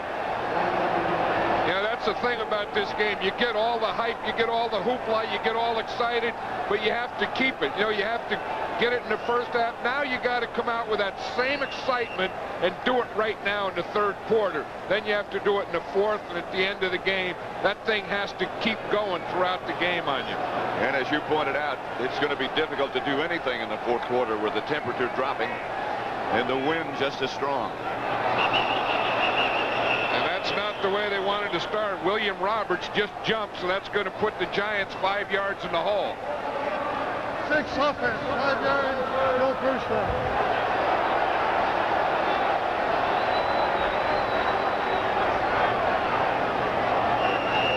Opening moments of the second half.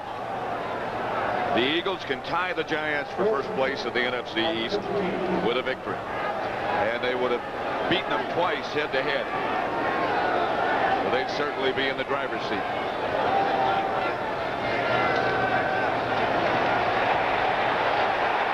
That's Ingram, and he's got it. Lionel Manuel, sorry.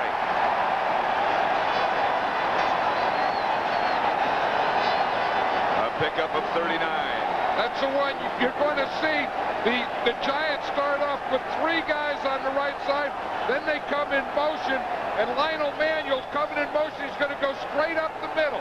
Started on the right side, came in motion to the left side, and then went right up the middle. In fact, Phil Simms believes that's one thing they could do to the Eagles.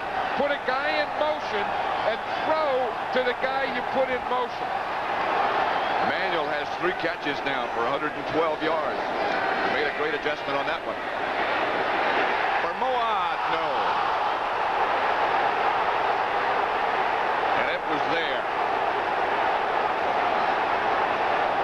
Well, the Giants came out when they decided to take the win. They know they had to go for it. You can't just run the ball and make things happen. You got to throw it. They threw it. It went right through his hands. You can't make any better throw than that. Professional receiver has to catch that ball. It'll bring up 2nd and 10 from the Eagle 23.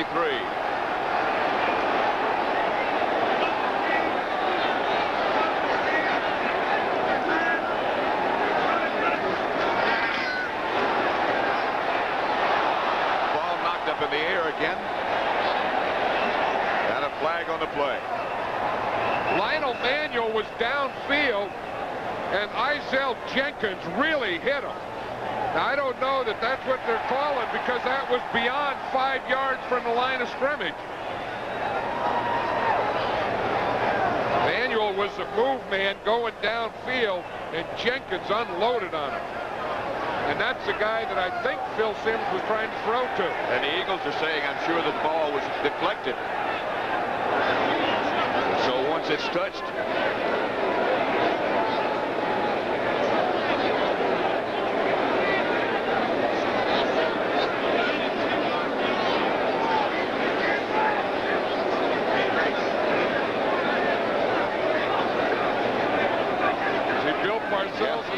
illegal shot.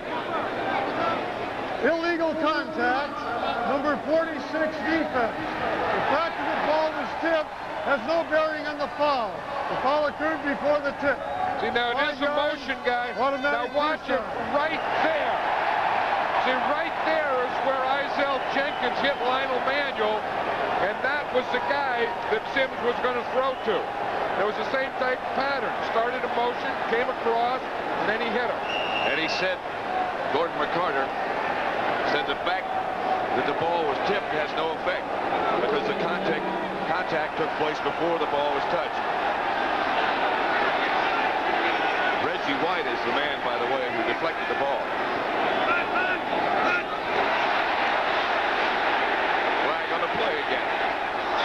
And the pass is picked off by Eric Allen, but the Eagles were offside.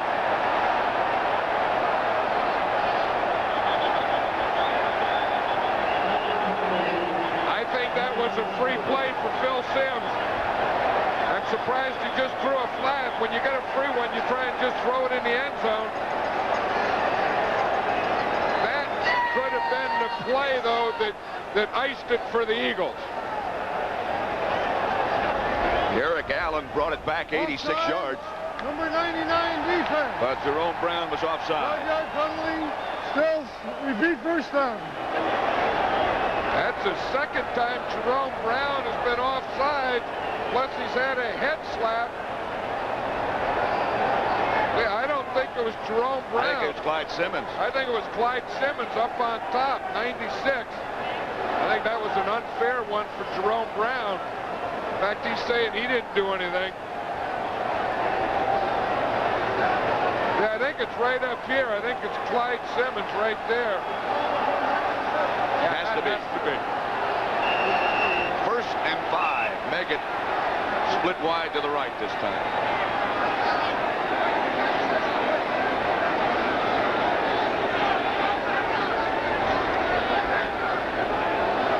They had that marker. They had it up 6. They gave him 6 yards on the penalty.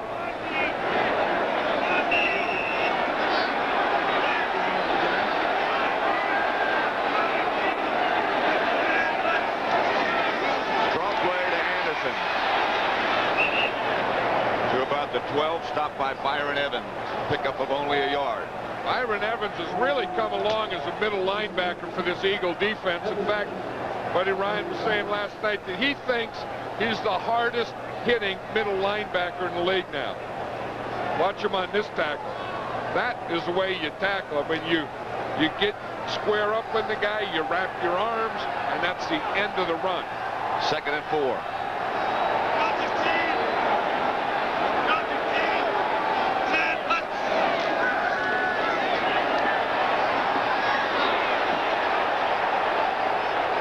Sims threw it to the photographers.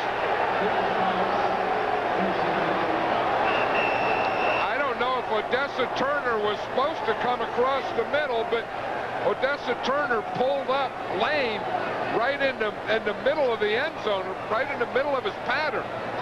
So Phil Sims had pretty good protection, but he looked down there and he didn't have anyone open, and Odessa Turner wasn't running the pattern anymore. Let's watch the pattern. Just let it run here. You'll see cross comes in motion. Odessa Turner is coming up from the top side. See him coming across? And he just stopped right there in the middle. I think the reason he stopped, it looked like a couple of guys hit him in there. I hope so. The way he's limping. 3rd down. Ingram goes in motion this time. And Sims is sacked. Wes Hopkins. 3rd sack of the day by the Eagles. Both these safeties of the Eagles, Wes Hopkins and Andre Waters, are both good tacklers and both good blitzers. You see him, he's coming as a secondary thing. He was covering Megan. Hopkins wasn't really coming on a blitz. He was coming up to cover Dave Megan. When Megan blocked, that freed up Hopkins to tackle Sims. From 38 yards, it'll be Bjorn Nitmo. Hostetler holding. It's good.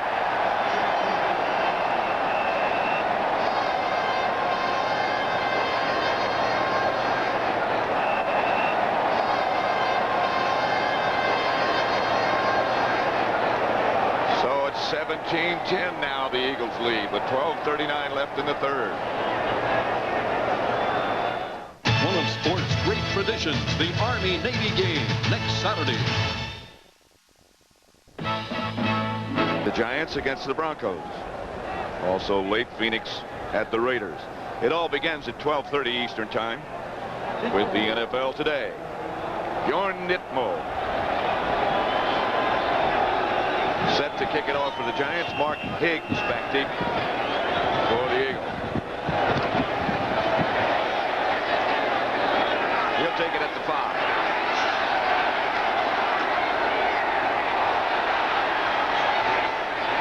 Higgs out of the pack. Good stiff arm. Nitmo in on the tackle. Well, you know, all that talk about bounties and stuff, Nitmo said, he said, that doesn't scare me. He said, I'm just going to go in there and go against them and stick my head in there. And when I heard that, I was wondering, where are you going to stick your head? Maybe this is it. He just stuck his shoulder in there, got the legs behind him. That was a pretty good little jolt from a guy named Nitmo. There's going to be some more name to that. First down, Eagles. That's Tony. A couple for an update. Let's go quickly back to New York, and it's Brent Musburger. And Pat, let me quickly give you the story on the 49ers. Joe Montana out, Steve Young in. The Super Bowl hero gets free for the deep pass, and the Niners have the lead right now over Atlanta, 13-10. Let's go back to Pat and John. Here at Giant Stadium, it's 17-10. With 12 minutes left to play in the 3rd quarter. Eagles lead it by a touchdown. Lawrence Taylor there playing on a broken ankle. I think the thing that he can get out there and play, but he just can't make that extra push, you know. And he's been there, but he really hasn't been a big part of this game. That's Tony again. Picked up 3. It'll bring up 3rd and 5. Stopped by Carl Banks. I think the Giants, you know, had decided that they were going to go for it and have to win it in the third quarter. They got 3 points on that drive. Now the defense has to stop them here. You have to stop them, get the ball back, because you have 11 minutes back, and you'd like to get like 3 or 4 possessions in this quarter.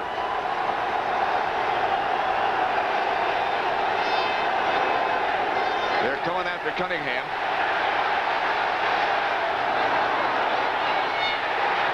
The ball bounced off one Eagle and came up in the hands of Keith Jackson. It bounced off Byers, I believe, or Chris Carter, and Jackson came up with it. That's right. It bounced off Chris Carter. Again, Cunningham is really dangerous when he rolls out. He's throwing to Carter, and it hit Carter in the coverage at the same time. That was Sheldon White there. And it came off Sheldon White and Carter, and Keith Jackson was there. And they come up with a 33-yard gain as a result. And I'll tell you, in this situation, going into the win, that's a big, big play. Jackson has 5 catches now for 99 yards. Cunningham fakes to Tony. Gets it outside to Byers. Stays on his feet. And Byers is still rambling.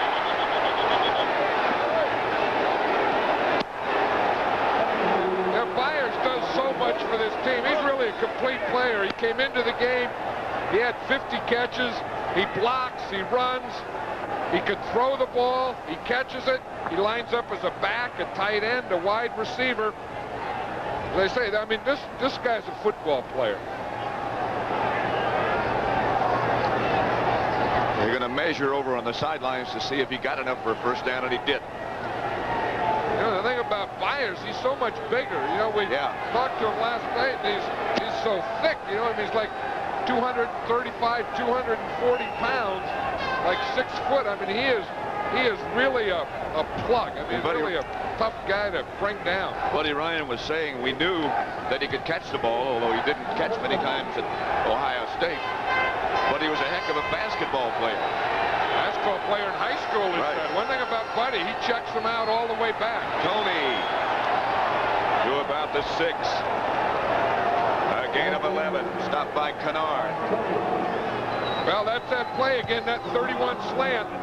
That's Anthony Tony's one play. He's going to hit that thing. But they're just going to take that straight up the middle. Boom, man blocking. You find a crease and a pick a hole. They just gave him a little crease between the nose tackle and the end.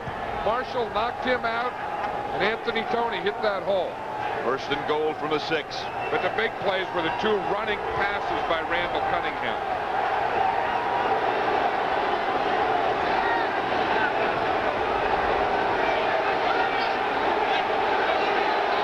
This is an audible. It's to Byers. He's close.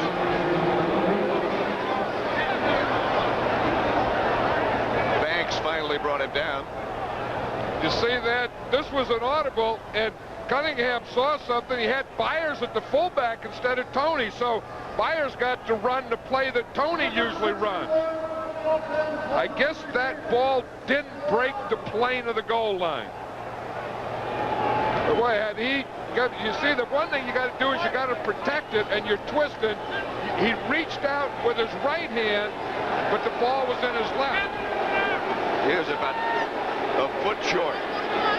Here's Byers again. Tony behind Byers. The Eagles signal touchdown, but none of the officials have as yet. No, they didn't. This isn't a touchdown. The officials say it's not a touchdown. Good penetration there by Marshall, and you can see that that ball doesn't get across the plane. Good Giant goal line defense. A lot of bodies. Yeah, this is what football's all about down here. Leonard Marshall does a good job of penetration and getting in there low, and Tony can't break the plane with the ball. 3rd and goal.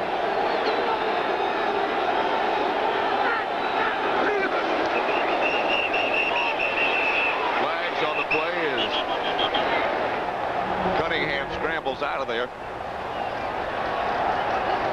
That's not a bad time to take a penalty in the Giants because you can anticipate the count. They can't give you a touchdown on a penalty. They can only go half the distance.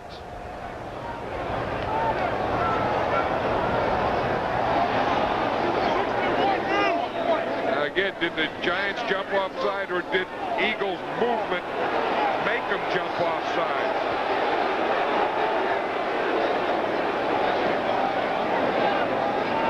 Third down here. I think this could be a big call because a touchdown here could make the Giants' day a long, long day. Encroachment, defense. The defensive action causing the offense to move forward. It's on the defense, half the distance, still third down. What they're saying is that it started off with encroachment, that the Giants moved, and that made the Eagles move. So they're saying, I think they got encroachment right here on the hand right there is over the ball. And then the movement here makes that side move. And so it's still third down and goal. Inside the one. Tony. And he didn't make it.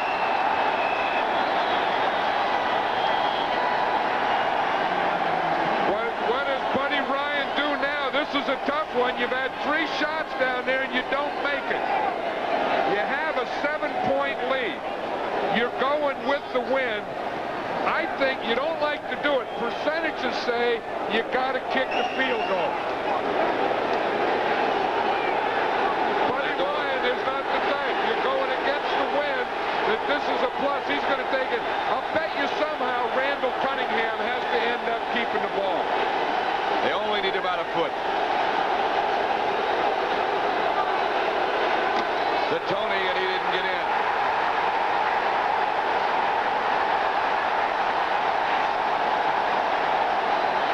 He didn't make it.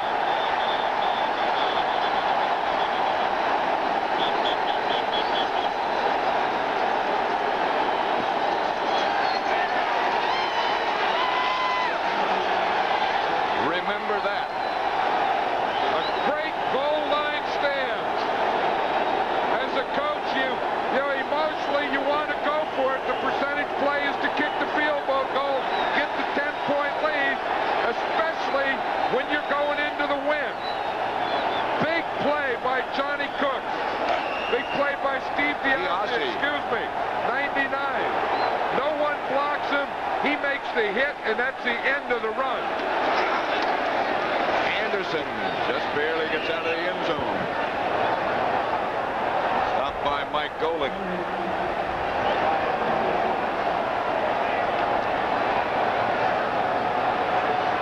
Yeah, that's for the Giants. That's the good news. The great goal line stand here. But then the bad news is you got to take the ball from this point and drive it 99 yards. The other good news is if you have the win, you only have a little over 6 minutes with the win. 2nd and 9. Sims is going to Odessa Turner. Eric Allen. Look at his completions today. Well, the thing with Sims, he hasn't gone to that ball control. If you look at other than the 1 9-yarder, all the completions he made today have been long throws. 6 out of 22 for 190 yards.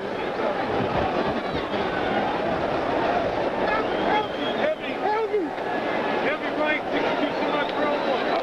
Heavy right. That means the 2 tight ends to the right.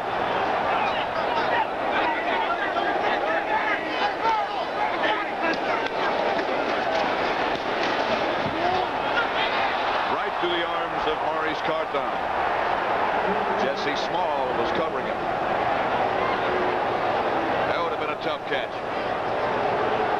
Well, they had the great goal line stand, and then the Eagles defense came in there and made their own stand. Because this is a tough thing when you don't get the ball out to the 5. your punter normally has 15 yards to work with. Now he only has 10. Distance between the line of scrimmage and the punter. Henry Williams standing out at midfield. The Eagles were offside. And the punt is blocked off the side of the foot of Landeta, shades of Chicago a few years ago. The wind almost blew the ball away from him. And I think the guy that ended up with the ball, Andre Waters, is the guy who jumped off sides, number 20.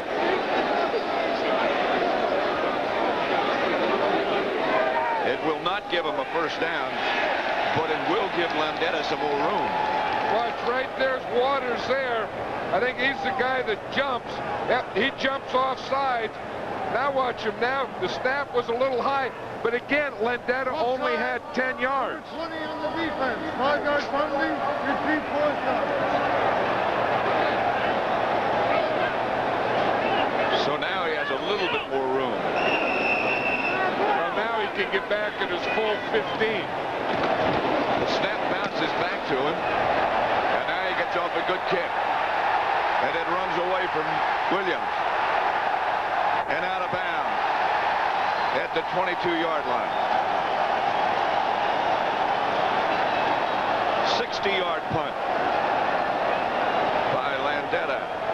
6 minutes left, third quarter. The Eagles lead by a touchdown. This event of the 1989 Mercedes Show Jumping Championship Series. Well, Next Saturday, 1:30. You can't beat a good horse jump in December.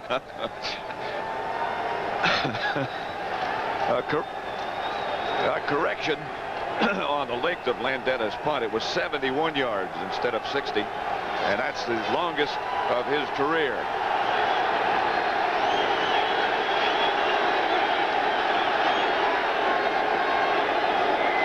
First and 10 Eagles.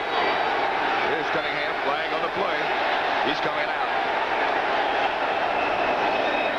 Penalty marker down. Johnny Cooks made the stop. Well, Johnny Cooks is in there for Lawrence Taylor now. I think Taylor tried valiantly, did as much as he could, and probably doesn't have any more gas in that tank. Against the Eagles. You see the football there, Patrick, right to spot the football. The football started to blow away. Well, the wind's 35 miles an hour, they say. And it continues to get colder and colder. If they got two balls out there, you wonder if they ever get confused. Number 78. Movement before the snap. Ball start, 5 yards, still first down. Matt Darwin. 11 penalties against the Eagles. Yeah, it's interesting. The Eagle defensive linemen aren't going bare arm, but the Eagle offensive linemen are bare arm. Reggie White said, we tried it once. He said, that's crazy. But you look at all those Eagle offensive linemen, they don't have any shirts on underneath their jerseys. First and 15.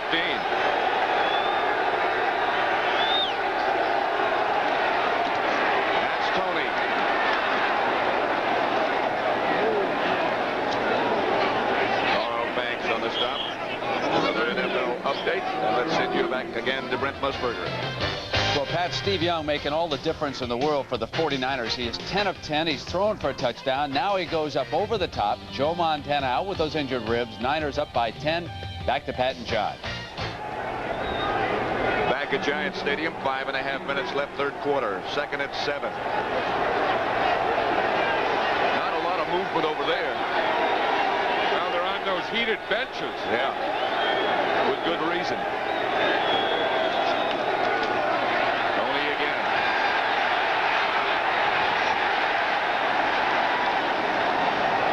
Myron Guyton and Terry Kennard, the two safeties, led the defense. Excellent Giant defense because there was no cutback. Anthony Toney was coming out there trying to look for a cutback. The onside gets up and the backside stops all cutback lanes. That was perfect defense there. That brings up a 3rd and 6.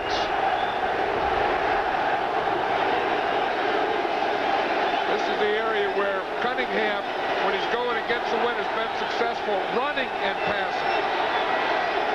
to his right for the most part. They gave on the draw play to Tony. Johnny Cooks. The ball came loose, but the Eagles got it back. A 3-yard gain, not enough for a first down, and Runeger will have to come on and punt into the wind. And Bill Parcells looking up there at the clock to see how much time he has left with that wind. Just over 4 minutes. Meggett back deep for the Giants.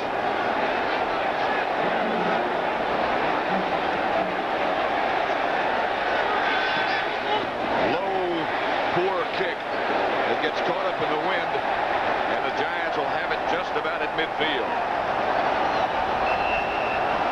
You see the wind blow that ball back? Looked like a piece of toilet paper. Really did. A 20-yard punt. Giants take over. It is cold. Philadelphia 17, the Giants 10.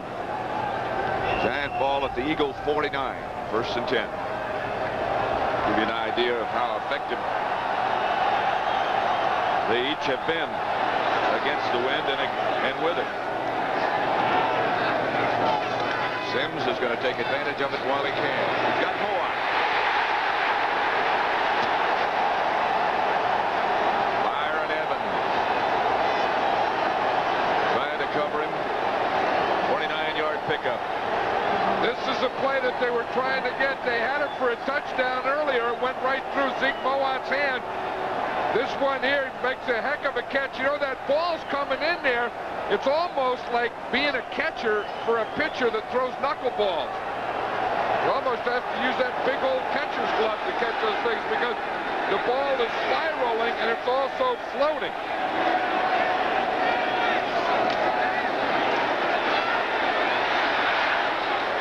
Sims out of the end zone.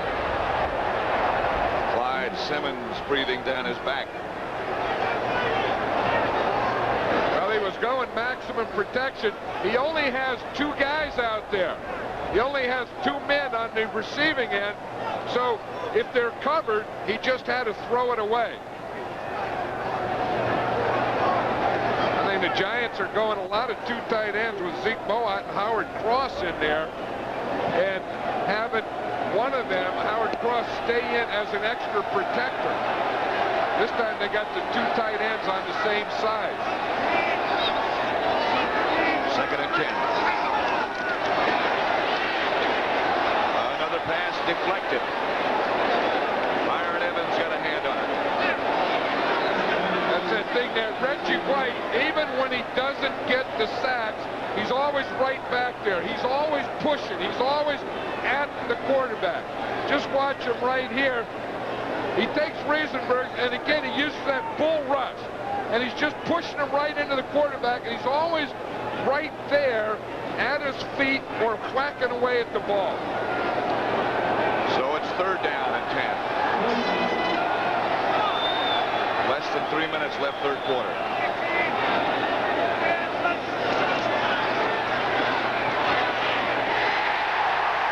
Ingram to the 5. On a shot from Sims. Williams-Frizzell made the tackle for the Eagles.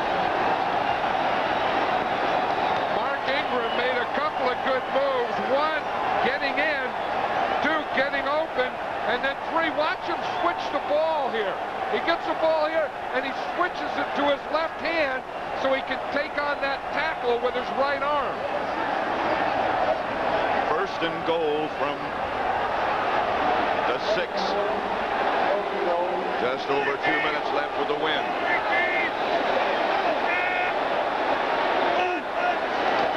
The snap goes over Sims' head.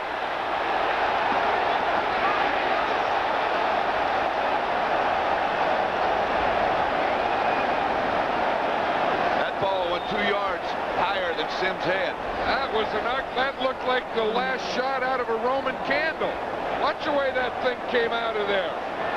Bart Oates, again, he was thinking of his pass protection. He had to pull out. But the center, the first thing you have to do, get the ball back there. Then worry about the block. I think the wind just blew the ball away from Sims. Yeah, but he just kind of flopped it up there. You got to put a little something on it. Sims, a very heady play.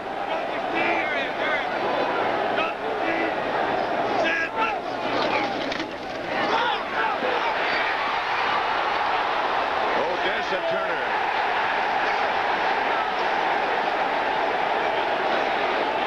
Flag on the play. Eric Allen was the defender. This is going to be an interesting one. Number 21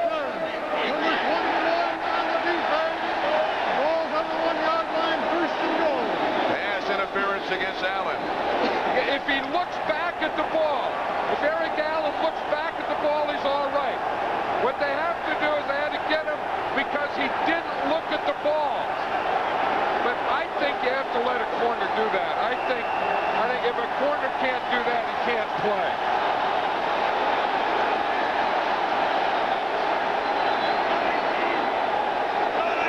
From the 1, first and goal. Carthon in motion. Anderson doesn't get in. Stopped by Jesse Small. Hey, the Giants had a big goal line stand on the other end here. Now it's the Eagles' turn. A minute and a half left. The Giants were in this situation before, and they went that low. 3 tight ends on one side. The problem is they had David Megan carried, and he fumbled down there. Of course, now they got O.J. Anderson. Anderson, touchdown.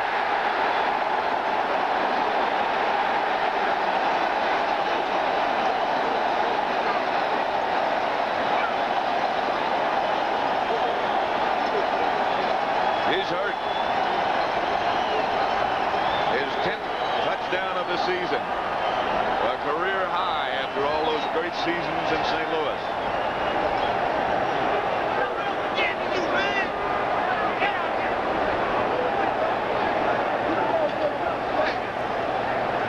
See what happens here on a goal line play. The runner can either go up or go down. And it looks like just as he was making the cut, he got kicked. So the defender was down there, and as O.J. Anderson made the cutback, he just kicked up.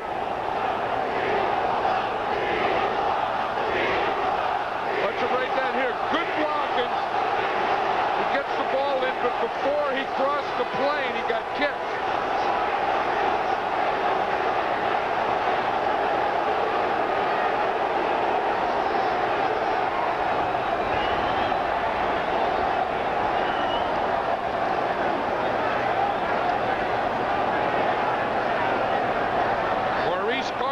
Was a lead blocker.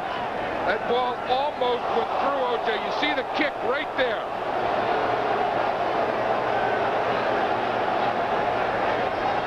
You're down there in the goal line. Any reaction, you're trying to react to anything to get back. And that was just a kick reaction.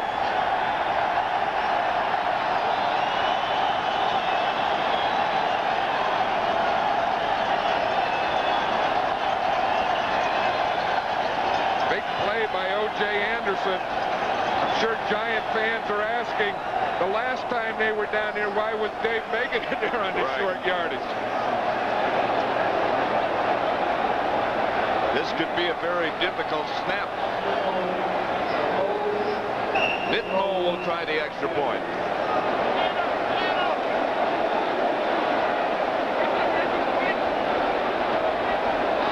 Frank Winters is the man who does the snapping. It was low, but Hostetler got it. And the extra point is good. And we have a tie at 17 with 1:21 left to play in the third quarter. Meeting coming up next Saturday here on CBS at 2:30 Eastern Time. And that series is tied 41, 41, and 7. 90 times they've played. I have never seen a kicker go through a stretching exercise like this. Look at this poor Nitmo. He's down there doing things that you shouldn't be able to do to yourself. You never did exercises like that when you kicked. I don't think so. He goes through the darndest stretching I've ever seen. Never seen a kicker do those things. Mark Higgs back deep for the Eagles.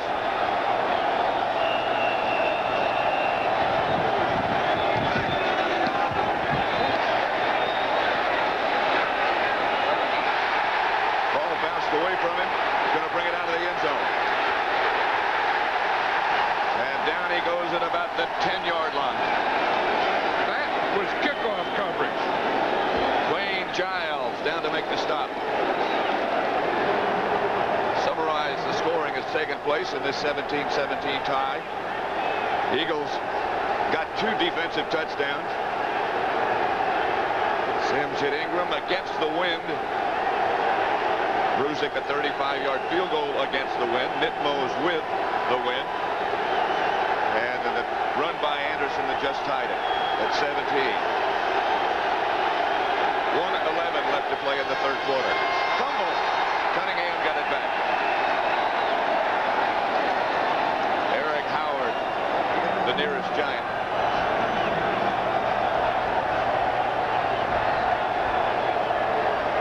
Well, it says here, he just never got it up there. The ball, it looked like Cunningham wasn't expecting the ball to be snapped at that time. I don't know. The Giants aren't using a timeout here. The Eagles are taking their time. They want to run as few plays, again, left into the wind as they can. They do have to run at least one more. 2nd and 9.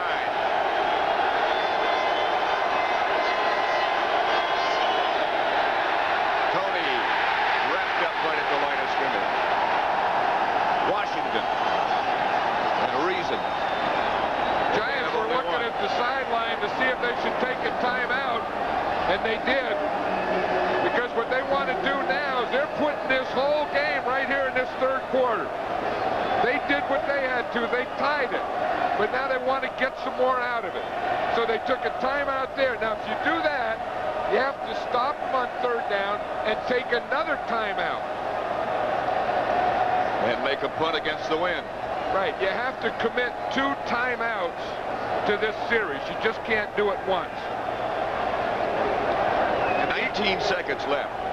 And the Eagles, of course, they're thinking they have to run to make them use that other timeout.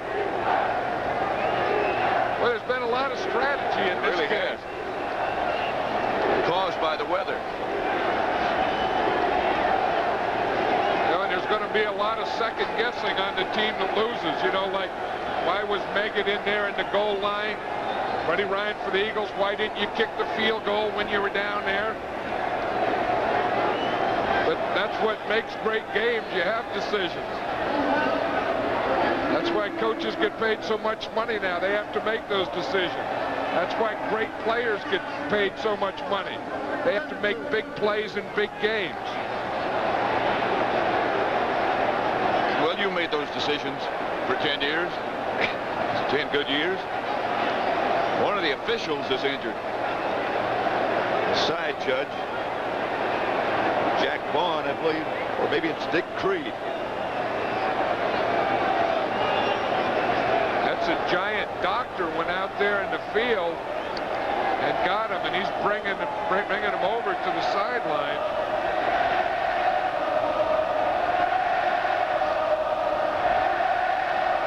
Of course, there is no extra official in a regular season game. So what the officials do is they just rotate and then cover the game with one less official. When you get into the championship Super Bowls, you have an alternate official.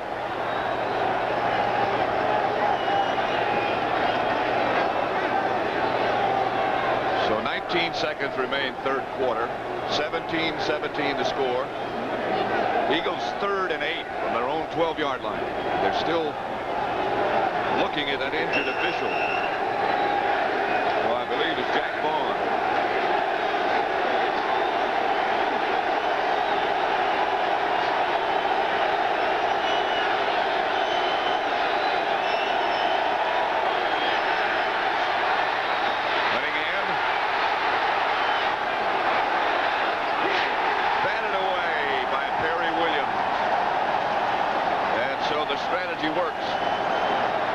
Yeah, I'm surprised that the Eagles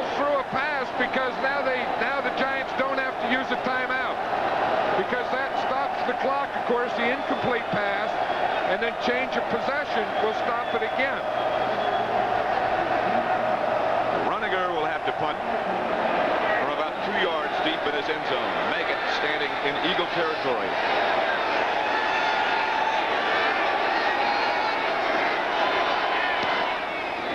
Not bad. Right at midfield, Megan. He dives inside the Eagle 40. 2 seconds remain in the third quarter. Well, you know that the Giants aren't going to run this one. You know that they're not going to throw a short pass. It's their last chance with the win. Unless this game goes into overtime, they're not going to get another chance today. Strange passing day for Phil Simms. 8 completions, 233 yards. That's a pretty good average. And when they decided to take the ball, this is what they were counting on, that they could tie it up and go ahead. Manuel comes in motion. To Megan.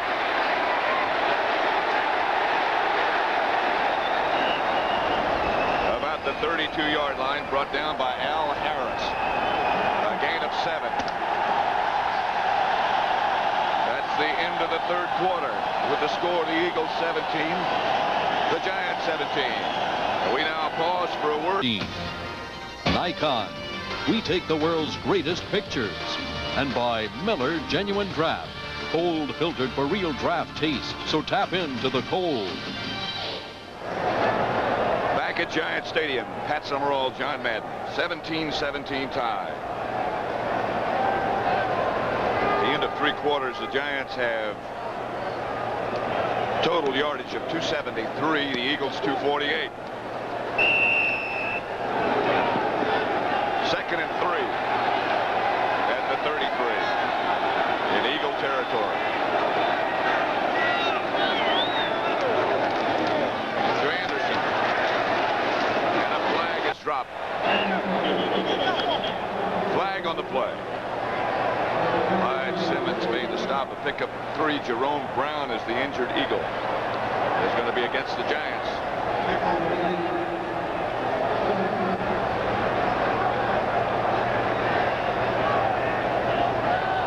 Probably going to be called for tripping. Brown had a shoulder problem already. And then he also had a knee problem. In fact, Jerome Brown. Number 76 offense. 10-yard penalty. Repeat, 2nd down. Jerome Brown didn't practice all week. John Elliott is number 76, right there in the middle. See what he does? He just rolls up. In fact, that was Brown he got. That's where they just stick their head down and then just roll up their feet. That was on Jumbo Elliott. The officials caught him, and the guy that he got is Jerome Brown. Who is the man who's down? That was the type of blocking that the teams around the league complained for years that the 49ers use. That type of thing where they come down and they leg whip and that type of thing. Let's again for an NFL update go back to New York. Brent Musburger. Well, Pat, tough defensive game down in Tampa between the Packers and the Bucs, but watch this effort on the draw by Sylvester Stamps. He's got the touchdown, 21 yards, 12 minutes to go in that game now, and it's 13-7 Bucs. Let's go back to Pat. 14:54 to go in this one. Brown is still down. We'll see what happens is Elliott comes in here, and he's going to throw his head in here, Jerome Brown, and then bring his feet around and leg whip him and hit him right there. Watch this move here. See, he just fires his head in front. See, and then rolls and then whips with his legs. That's called leg whipping in football terminology. Officials call it tripping. And it's a 10-yard penalty. 2nd and 13. Cincinnati over Cleveland.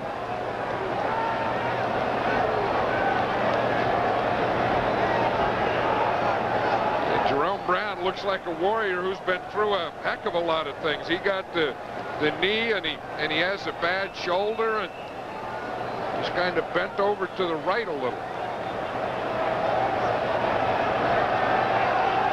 2nd and 13 now. Meggett split out wide to the right. And Sims coming in that direction. Down he goes. Mike Pitts was there first. 4 sacks. Well, Sims started out on a sprint out to the right, and then when he comes to set up, he sees Mike Pitts just take the hole. Now he sees him coming. Watch him. He's sprinting here to the right. Now he's setting up to throw. He's looking downfield, but then he sees Pitts 74 coming right at him. He says, "The heck with this." 3rd and 22, that brings up.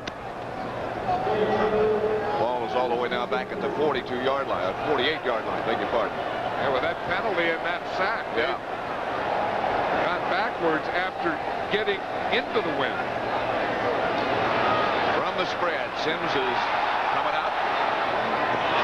Overthrows Odessa Turner. Very nearly went over the line of scrimmage. Yeah, that's going to put him in a punting situation anyway. Phil Sims probably could have run the ball, but he couldn't have gotten anywhere near the first down.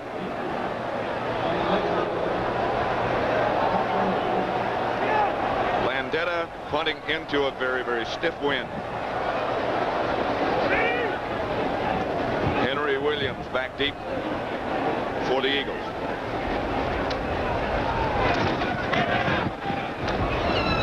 The ball just hangs up there. Signaled for a fair catch. Can't make it. Bounces off one of the Giants. 26-yard punt, and the Eagles will take over with the wind at their back. The score tied 17-17, 13:54 left. Didn't get it done. The Eagles got 2 touchdowns, their only 2 touchdowns, as a result of defensive turnovers. There's Taylor over there. Remarkable that he could even get anything done. Yeah, with a broken ankle, that he could even suit up and get in this game at all. But, you know, this game is a typical Giant-Eagles game that we said it earlier, that you got all the hype, you got all the pregame stuff, but it's going to come down to the 4th quarter, and probably even the last couple minutes of the 4th quarter.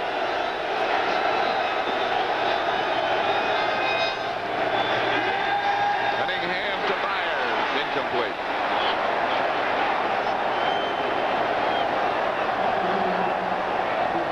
You know, you could look at Randall Cunningham throwing in the pocket and then out of the pocket. And you can see that he has rushed. When he's gone out left, he's run for 7 yards, passed for 10. Out right, that's where he's done his damage today. He's thrown 3 for 3 for 85 yards. The Giants wanted to keep him from going out right, but he's been able to do it and complete every pass. Heath Sherman is now one of the Eagle running backs. And a flag on the play. Pepper Johnson made the stop. He picked up 3. Looks like it's going to be holding.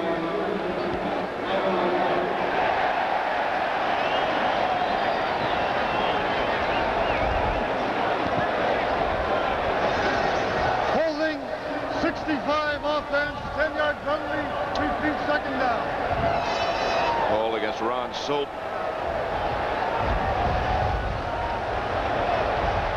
You see Ron Salt, he's the right guard. He's coming down. He just blocks the nose tackle, Howard, right in the back. Then I guess he grabbed him at the end. What happened is he got put in a holding position by Eric Howard's quickness. Cunningham back to throw it. Screen pass coming. Fire. Adrian White. Again, let's go back for an NFL update and Brent Musburger. Quickly, things are changing down in Dallas, Pat. The Cowboys have not yet won a game at home. Jim Everett, after a turnover, lights up the scoreboard for the Rams. Ron Brown, and now it's a 3-point game. We'll keep you up to date on this one, our post-game show. Back to Pat and John. 3rd and 23 for the Eagles at Giant Stadium. Robert Drummond in the backfield now with Byers.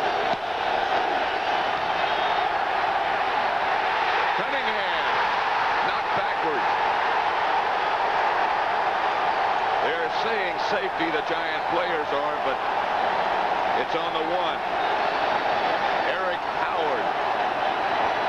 loss of 10 yards.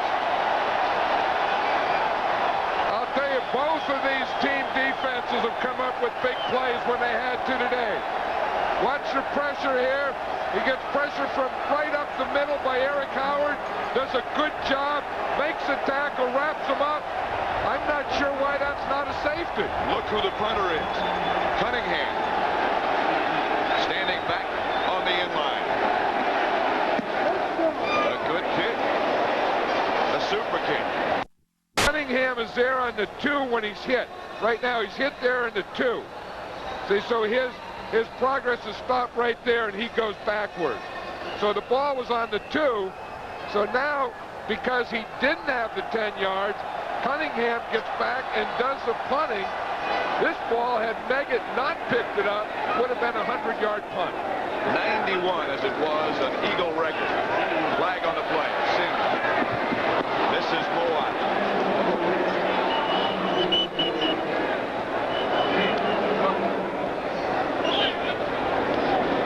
There's a penalty coming.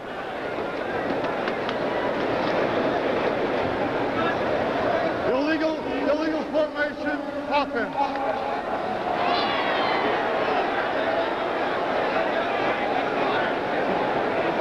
The Giants have 2 tight ends in there, and it's usually when the end man is not up on the line of scrimmage. And that makes a tackle eligible. That's usually what an illegal formation gets you. Final score, the 49ers continue to roll. Both New Orleans and the Rams are losing at the moment.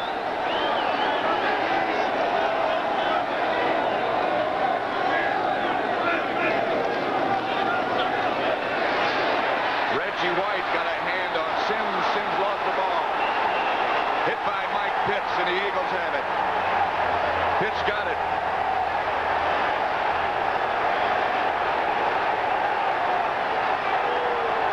Reggie White just ran right over Doug Riesenberg. Watch him here. Watch the pass rush here. Watch 92 there. He just gets a push. He gets Riesenberg going back. Just puts him right on the back. Now he's the guy, because of that pressure there, that makes Sims, again, step up. Now he has to step up. Then he gets pressure from the outside, and that knocks the ball out. That was Mike Golick who knocked the ball loose after White supplied the initial pressure. First and goal at the 7. 5th sack on Sims and the 5th turnover. Cunningham for Drummond, who almost came up with a spectacular catch. Today the Giant defense gets another chance on this goal line. Remember what they did last time? They held the Eagles down there. One thing about a Buddy Ryan defensive team, they do get the ball. That's been the story of their whole game. They get that push that you've been talking about. They just sort of overpower you. Raise havoc. To Byers. Byers to about the 2.5. Terry Kennard the stop to pick up a 5. You know, a good defense now gets down there and gets in the huddle and says, now we got them where we want them. Tackled by Perry Williams. They can't throw deep. They can't run any fancy plays. They just have to come right at us. This is football. Giants have done it once before. They have to believe that they can do it again. 3rd and goal at the 2. I still think Cunningham has to handle the ball himself. And he probably will, John. Byers at the back, and he gives to Byers. Touchdown. A delayed signal, but Byers got in from 2 yards out.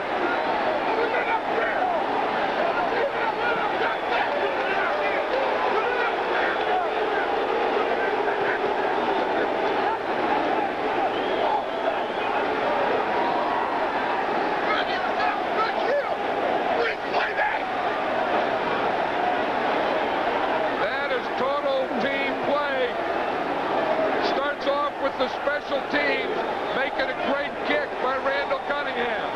Then the defense getting the turnover, and the offense getting it in. And a heck of an effort by Byers.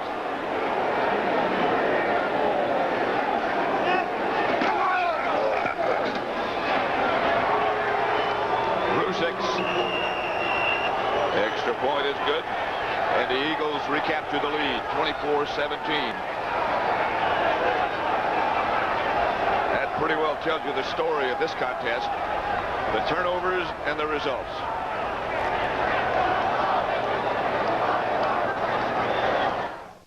Working to be the best they can be. Teammates, sponsored by the U.S. Army. Veteran Otis Anderson. We'll be in Denver. Both that Dallas-Philadelphia game and the Giants at Denver could have a big effect on the outcome of the NFC East. I think the team that wins today is really going to be in the driver's seat to win the division. The team that loses today, I think, has to start looking at a wild card or some help from other teams. Ruzick to kick it off. Those are the standings.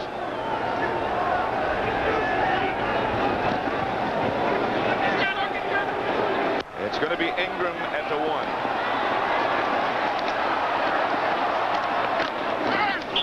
To about the 29. Don't forget, again, next Saturday, a traditional Army-Navy game. Next Saturday at 2:30 here on CBS. Army 6-4, Navy's 2-8. But those records really don't make any difference. The scoring drive, if you can call it a drive, 3 plays, 7 yards. After that fantastic punt by Randall Cunningham. You know, coaches always talk about it, offense, defense, and special teams. And I think that last scoring drive, that last play, was all the things the coaches talk about. Tillman was the ball carrier, picked up 3.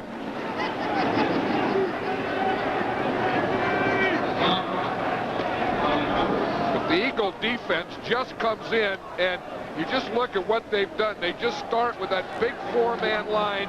They just start putting that pressure, and they keep it on you all day. Again, it's Tillman.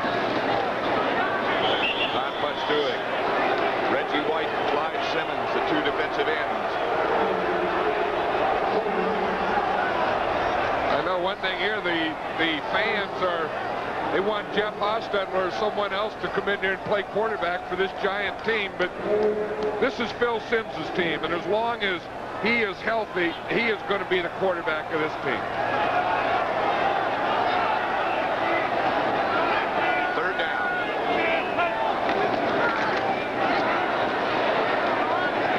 They got it to Megan and got the 1st down.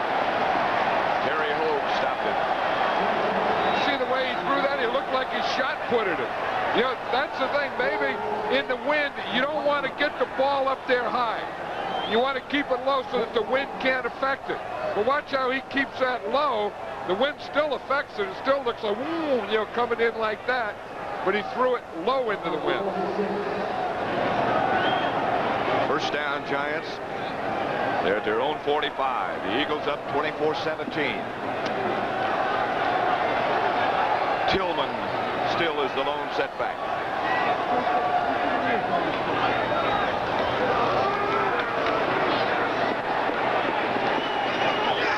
Maybe a yard brought down by Reggie White. It was last night we talked to Reggie White, and he was saying it's the biggest game of his life, and this is what it's all about. You know, and a lot of times guys say that on Saturday, and they don't play that way on Sunday. But I have the feeling that Reggie White has played one of his better games. I think he meant it. It's the Eagles and the Giants at Giant Stadium. Reggie White. 2nd down, 10. Remember on Thanksgiving Day we gave him the drumstick for his play there. He would deserve the whole turkey for this one. Flag on the play. Intended for Meggett. Andre Waters all over him. That was was a matchup when the Giants moved Meggett to the outside. They were hoping to get that matchup. Andre Waters. Of course, they threw one earlier to him, was intercepted by Eric Allen. Pass interference. Number 20 on the defense. Automatic first down. It's right on the bottom here. You see number 20. That's Andre Waters. The ball's in the air. I don't know that he tackled him or Meggett just dove for the ball. Tillman. They're about the 29. Stopped by Waters. A pickup of 4. 7:49 left to play. You know, the Eagles, their defense has just been the turnover thing. I mean, they just keep going after you, getting the turnovers. Because if it weren't for the turnovers, the Giants have been pretty successful. Oh, yeah. Phil Simms has made some big passes, just not enough of them. But the turnovers is the thing they've gotten. Second down and 7. Tillman hit right at the line of scrimmage. No gain. Hit by Mike Pitts, who's had an outstanding game. He's another guy that is playing well for this Eagle defense. You know, you get Clyde Simmons on the outside. He was a defensive MVP voted by the players. Reggie White on the other side. You get big Jerome Brown and Mike Pitts in the middle. I'll tell you, it's tough to find some holes in there. 3rd and 7.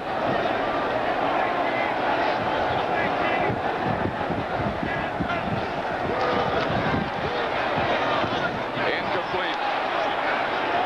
Intended for Manuel. Jenkins all over him. Got to go. Yep.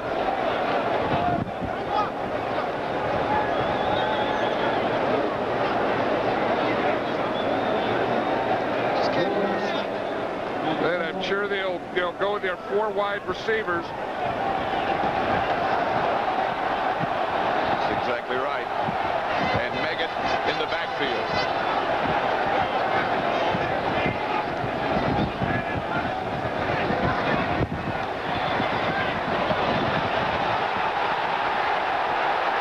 No flag. No penalties. That ball really just hung up there.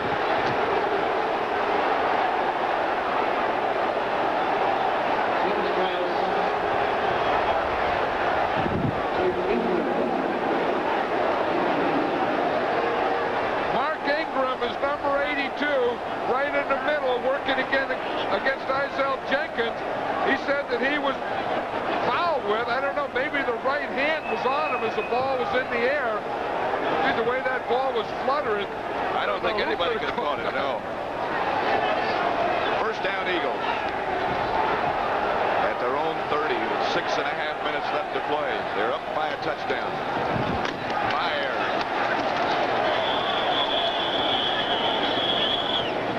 A gain of 2.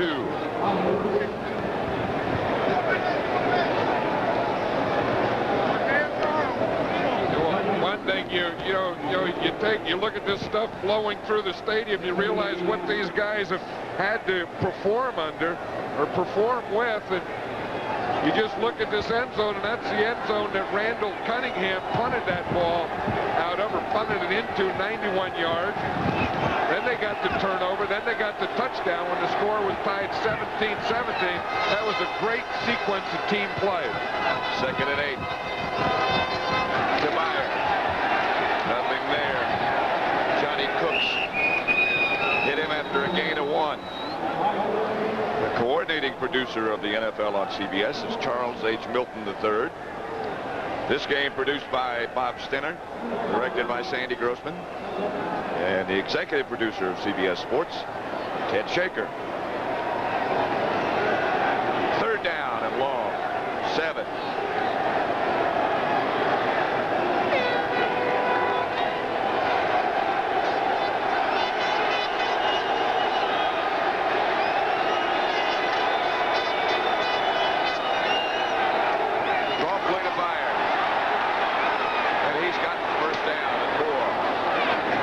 Harry Canard up by Keith Byers and a big one.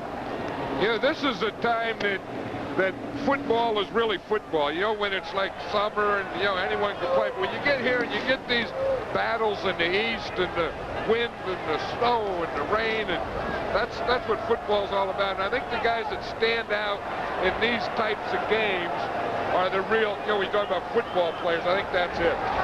And you watch this Keith Byers, and I'm thinking maybe we'll take a look at him in that all-Madden team. I think that's a pretty good idea. I'd like to have him. It's Byers again. Yeah, he hammers up for a pickup of 7. Stopped by Guyton. This is when you need to do these kind of things. And that's the guy you like to have in your team. Remember, we used to have Pete Banaszak. We'd do that with Pete at the end of the game. When you're trying to run out the clock, you got the lead. You want a guy in there who can gain yards for you and who can, you know, move the pile, who can get first downs, but the most important thing, a guy who won't fumble for you. And who wants the ball. Now that's always the special guy. You know, it's in big games, great players want the ball. Byers is the lone setback. Handoff is to him. He won't get the first down. Barry Kennard came up to make the initial hit with reasons. You know, Bill Parcells said that they had the short week. The Eagles had the long week. He said, but really, that doesn't make any difference. He said, that cannot be an excuse. We could get ready for this guy and his team in an hour and a half. I believe it'll be an easy thing to say if the Giants lose, but I don't believe that was part of it. If there's one thing, it had to be turnovers. That's usually the case. 3rd down and 3 at the 45. Byers gets the call again, and he got the first down with that back roll. He needed 3, he got 4.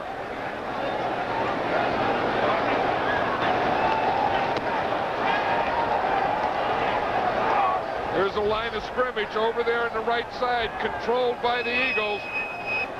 Saw Ron Heller get movement there. Ron Salt get a little movement. And Byers getting right in behind it. The Giants use one of their timeouts. They have 1 left. The Rams came back to beat Dallas. You know, I'm sure that the loser of this game is going to have to start watching some of those teams like the Rams, like the Vikings, like the Bears, like the Green Bay Packers, because then you're starting to think wild card. Yesterday when we talked to Bill Parcells, he wanted no talk about that. He said if we don't win this one, we won't be in the playoffs. Lawrence Taylor says if we don't win this one, we don't deserve to be in the playoffs, because if you can't win big games like that, you're not going to win in the playoffs anyway. But you start looking at the standings, the way things are at the moment, it would be hard to imagine they won't be in the playoffs. That's the Western Division the way it looks. Well, and again, if you're looking at wild card situation, you're looking at those Rams. They look like they're going to be one of the teams in the playoffs. First down, Eagles. This is Drummond. And the Giants take another timeout. Their last one. NFL schedule next week has Dallas at Philadelphia, Detroit at Chicago, New Orleans at Buffalo, Atlanta at Minnesota, Tampa Bay at Houston. And then the Giants at Denver, where we'll be. And Phoenix takes on the Los Angeles Raiders. It all begins next Sunday with the NFL Today at 12:30 Eastern Time.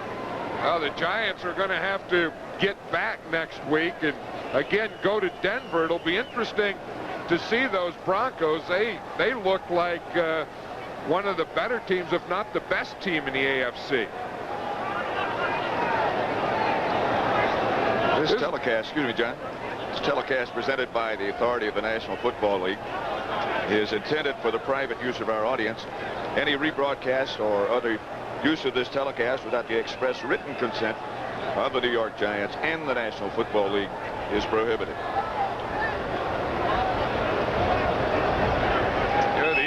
run the ball 41 times today and only passed 17 times.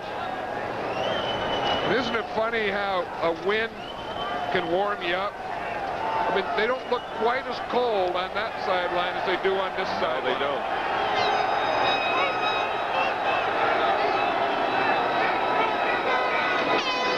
Cunningham keeps the ball. He's cut down as a flag on the play. Eric Howard made the stop on Cunningham, but a penalty marker down.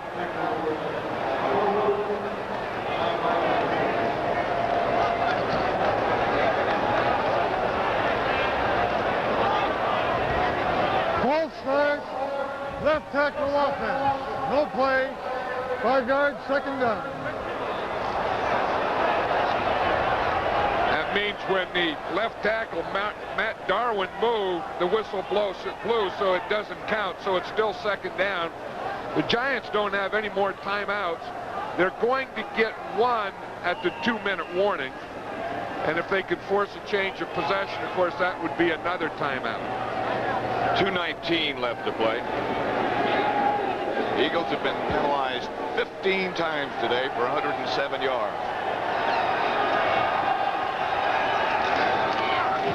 Cunningham to Drummond. Only a yard. Now again, the Giants don't have any timeout, and the Eagles are going to let the ball run down to the 2-minute warning.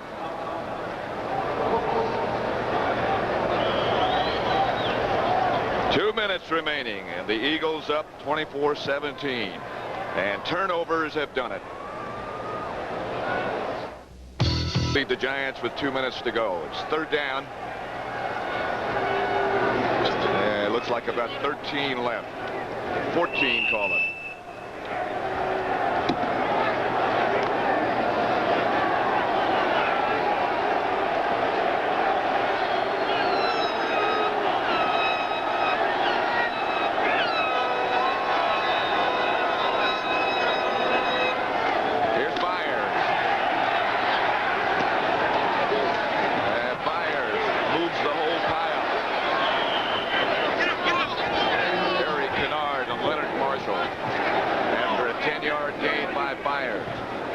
Looked like he moved half the stadium. Yeah. He moved half the joint on this one. But just, of course, this comes with winning, too. This comes at the end of the game, and this comes with a guy not stopping his feet moving and being a pretty big load himself. And watch that whole thing. He just kept those feet going. Yep. There's another big one. Packers tied with Minnesota. Vikings play tonight. But Tampa Bay leading with a minute and a half to go. Sometimes that Central Division looks like there's no one there that wants to win it. One gets ahead, boom, they go down.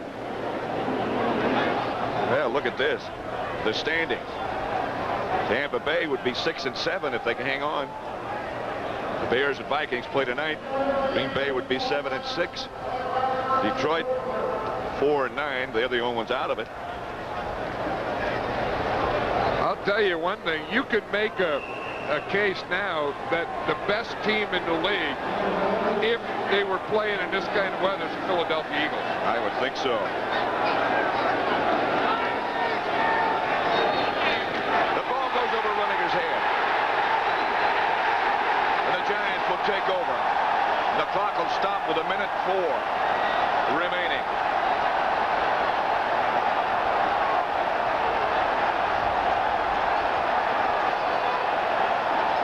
The Giants have no timeouts. But again, with 1:04, that is plenty of time. Time will not be a problem. They're not going to be able to run the ball, but they wouldn't want to run the ball anyway. They're going to have to throw it, but again, that decision was made at halftime. They're going to have to throw it into the wind. They go with their 4 wide receiver set up and make it in the backfield.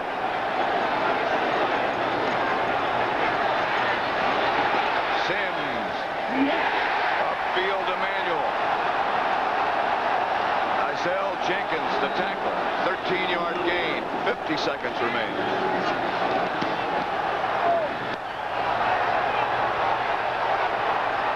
just has to dump it in the direction of Megan.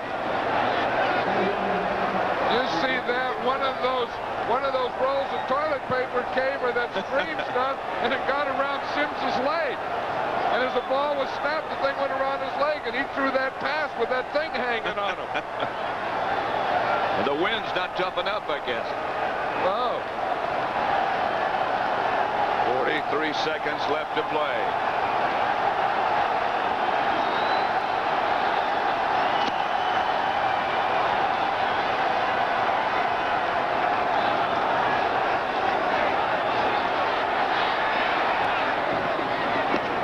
Out of bounds to Baker. Again, Reggie White and Clyde Simmons both on Sims as he threw that one. These Eagle defensive ends and this defensive team have had relentless pressure on Phil Simms. Been there from the first pass he's thrown until that last one. 3rd and 10. 38 seconds left.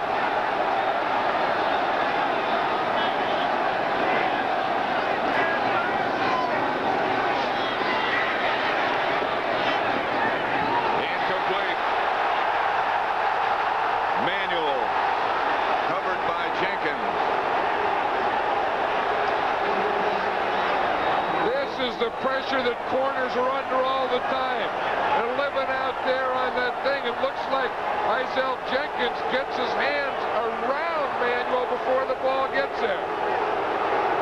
They've called some of those tight today, and that one they didn't. One more down. This is 4th coming. 33 seconds left.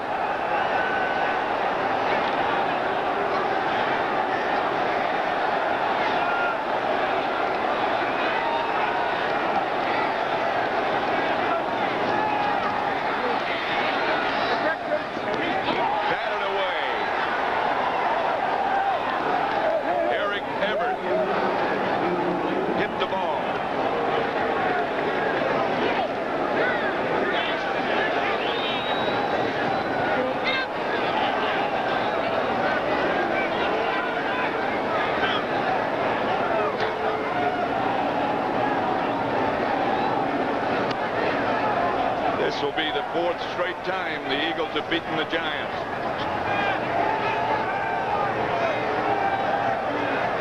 Tonight on CBS begins with 60 Minutes.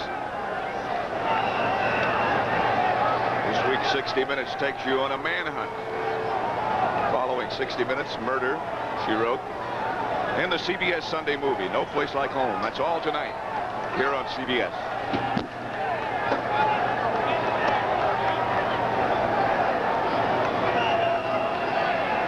That should do it.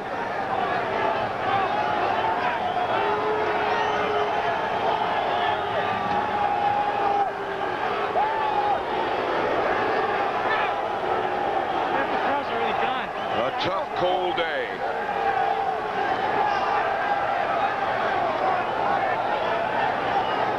The Eagles 24, the Giants 17. Randall Cunningham from the Eagles and Mark Ingram from the Giants have been chosen the Miller Lite players of the game, and they qualify for Player of the Week honors. A $1,000 donation will be made by the Miller Brewing Company on behalf of the players to United Cerebral Palsy.